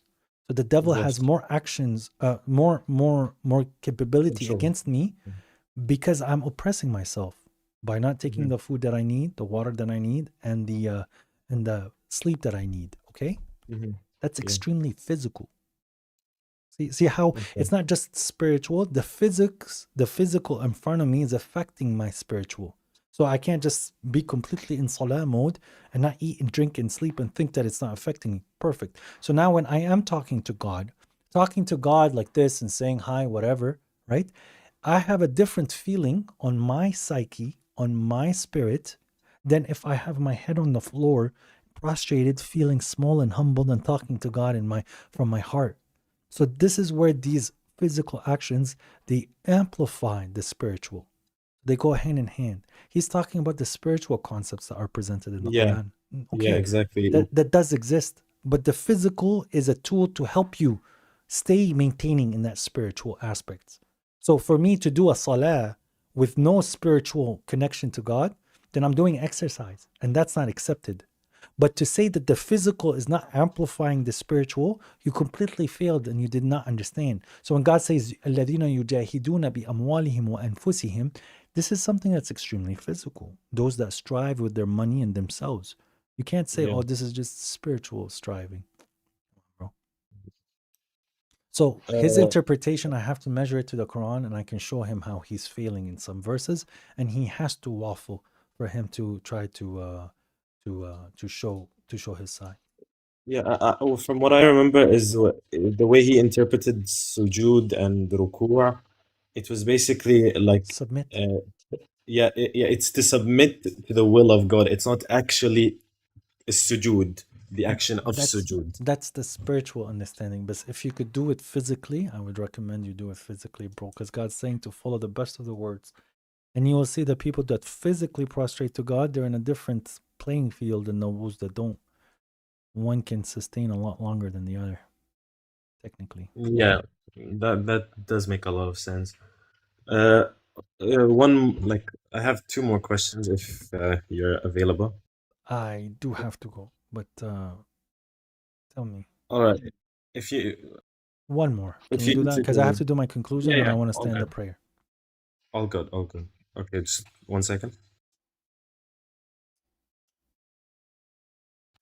So a few like calls back, you said you mentioned a verse that says ولا تجهر في صلاتك ولا تخافت, بها. right? That verse. وابتغي بين ذلك سبيلا.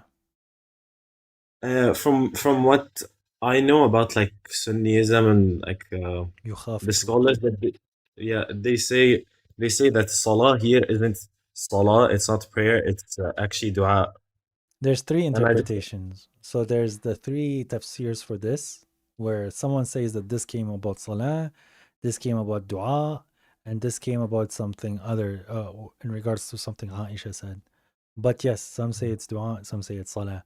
But let's not go with what they say and let's go with what God says. What's salah?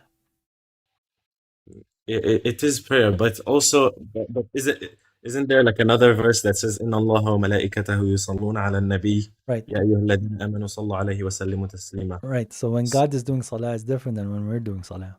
So God says that awliya or wali. God being the wali is different, me being wali to God. So God, when you're going to put God in the picture, when he's doing salah, it's much different. God yusalli ala. We do salah ila. Okay. So the concept of salah is like this, brother. In computers, you have computer 1, computer 2. They have a protocol of communication, right?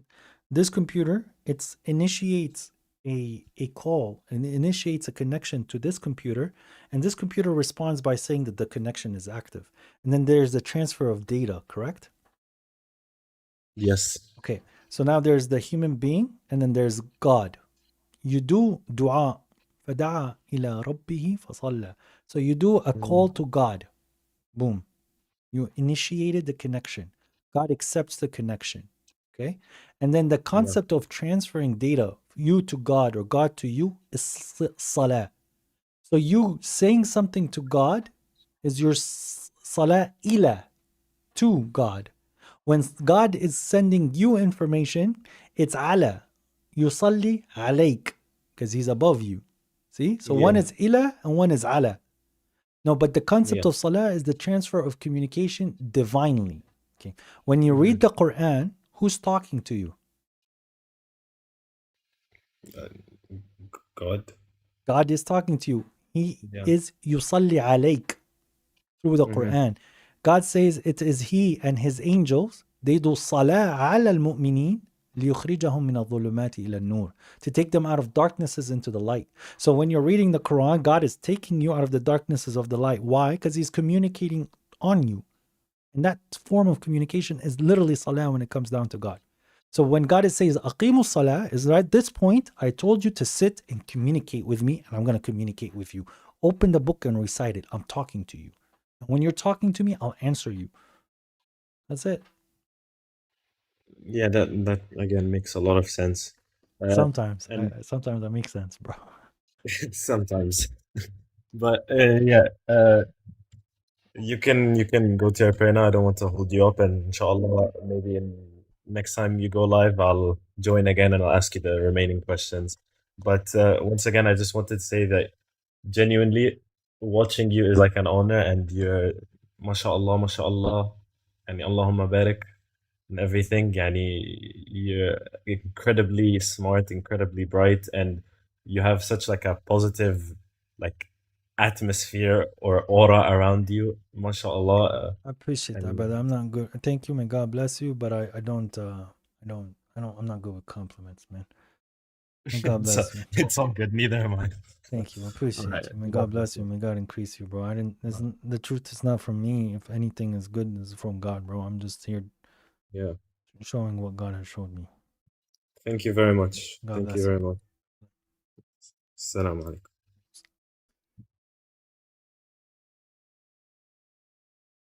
And that concludes today's 3 hours stream in regards to whether the Quran is sufficient, whether the blessed Prophet Muhammad was a Sunni or a Shia. I apologize. I see the people saying that they want to come up. There is 8 people requesting. I cannot accept. I do have to pray. My prayer comes first. Thank you very much for coming by. The Quran is sufficient. If it wasn't sufficient, I would have already been crushed.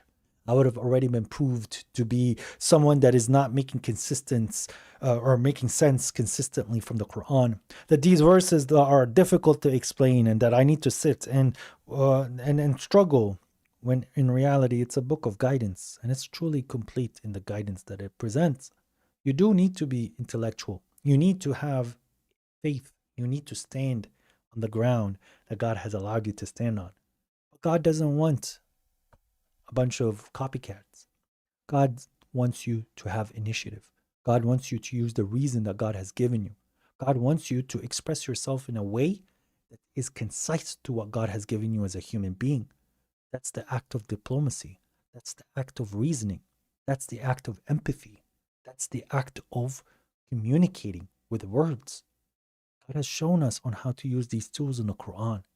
But for you to be a reasonable person, for you to be a knowledgeable person, for you to invoke the wisdom that God has given you, how is that done?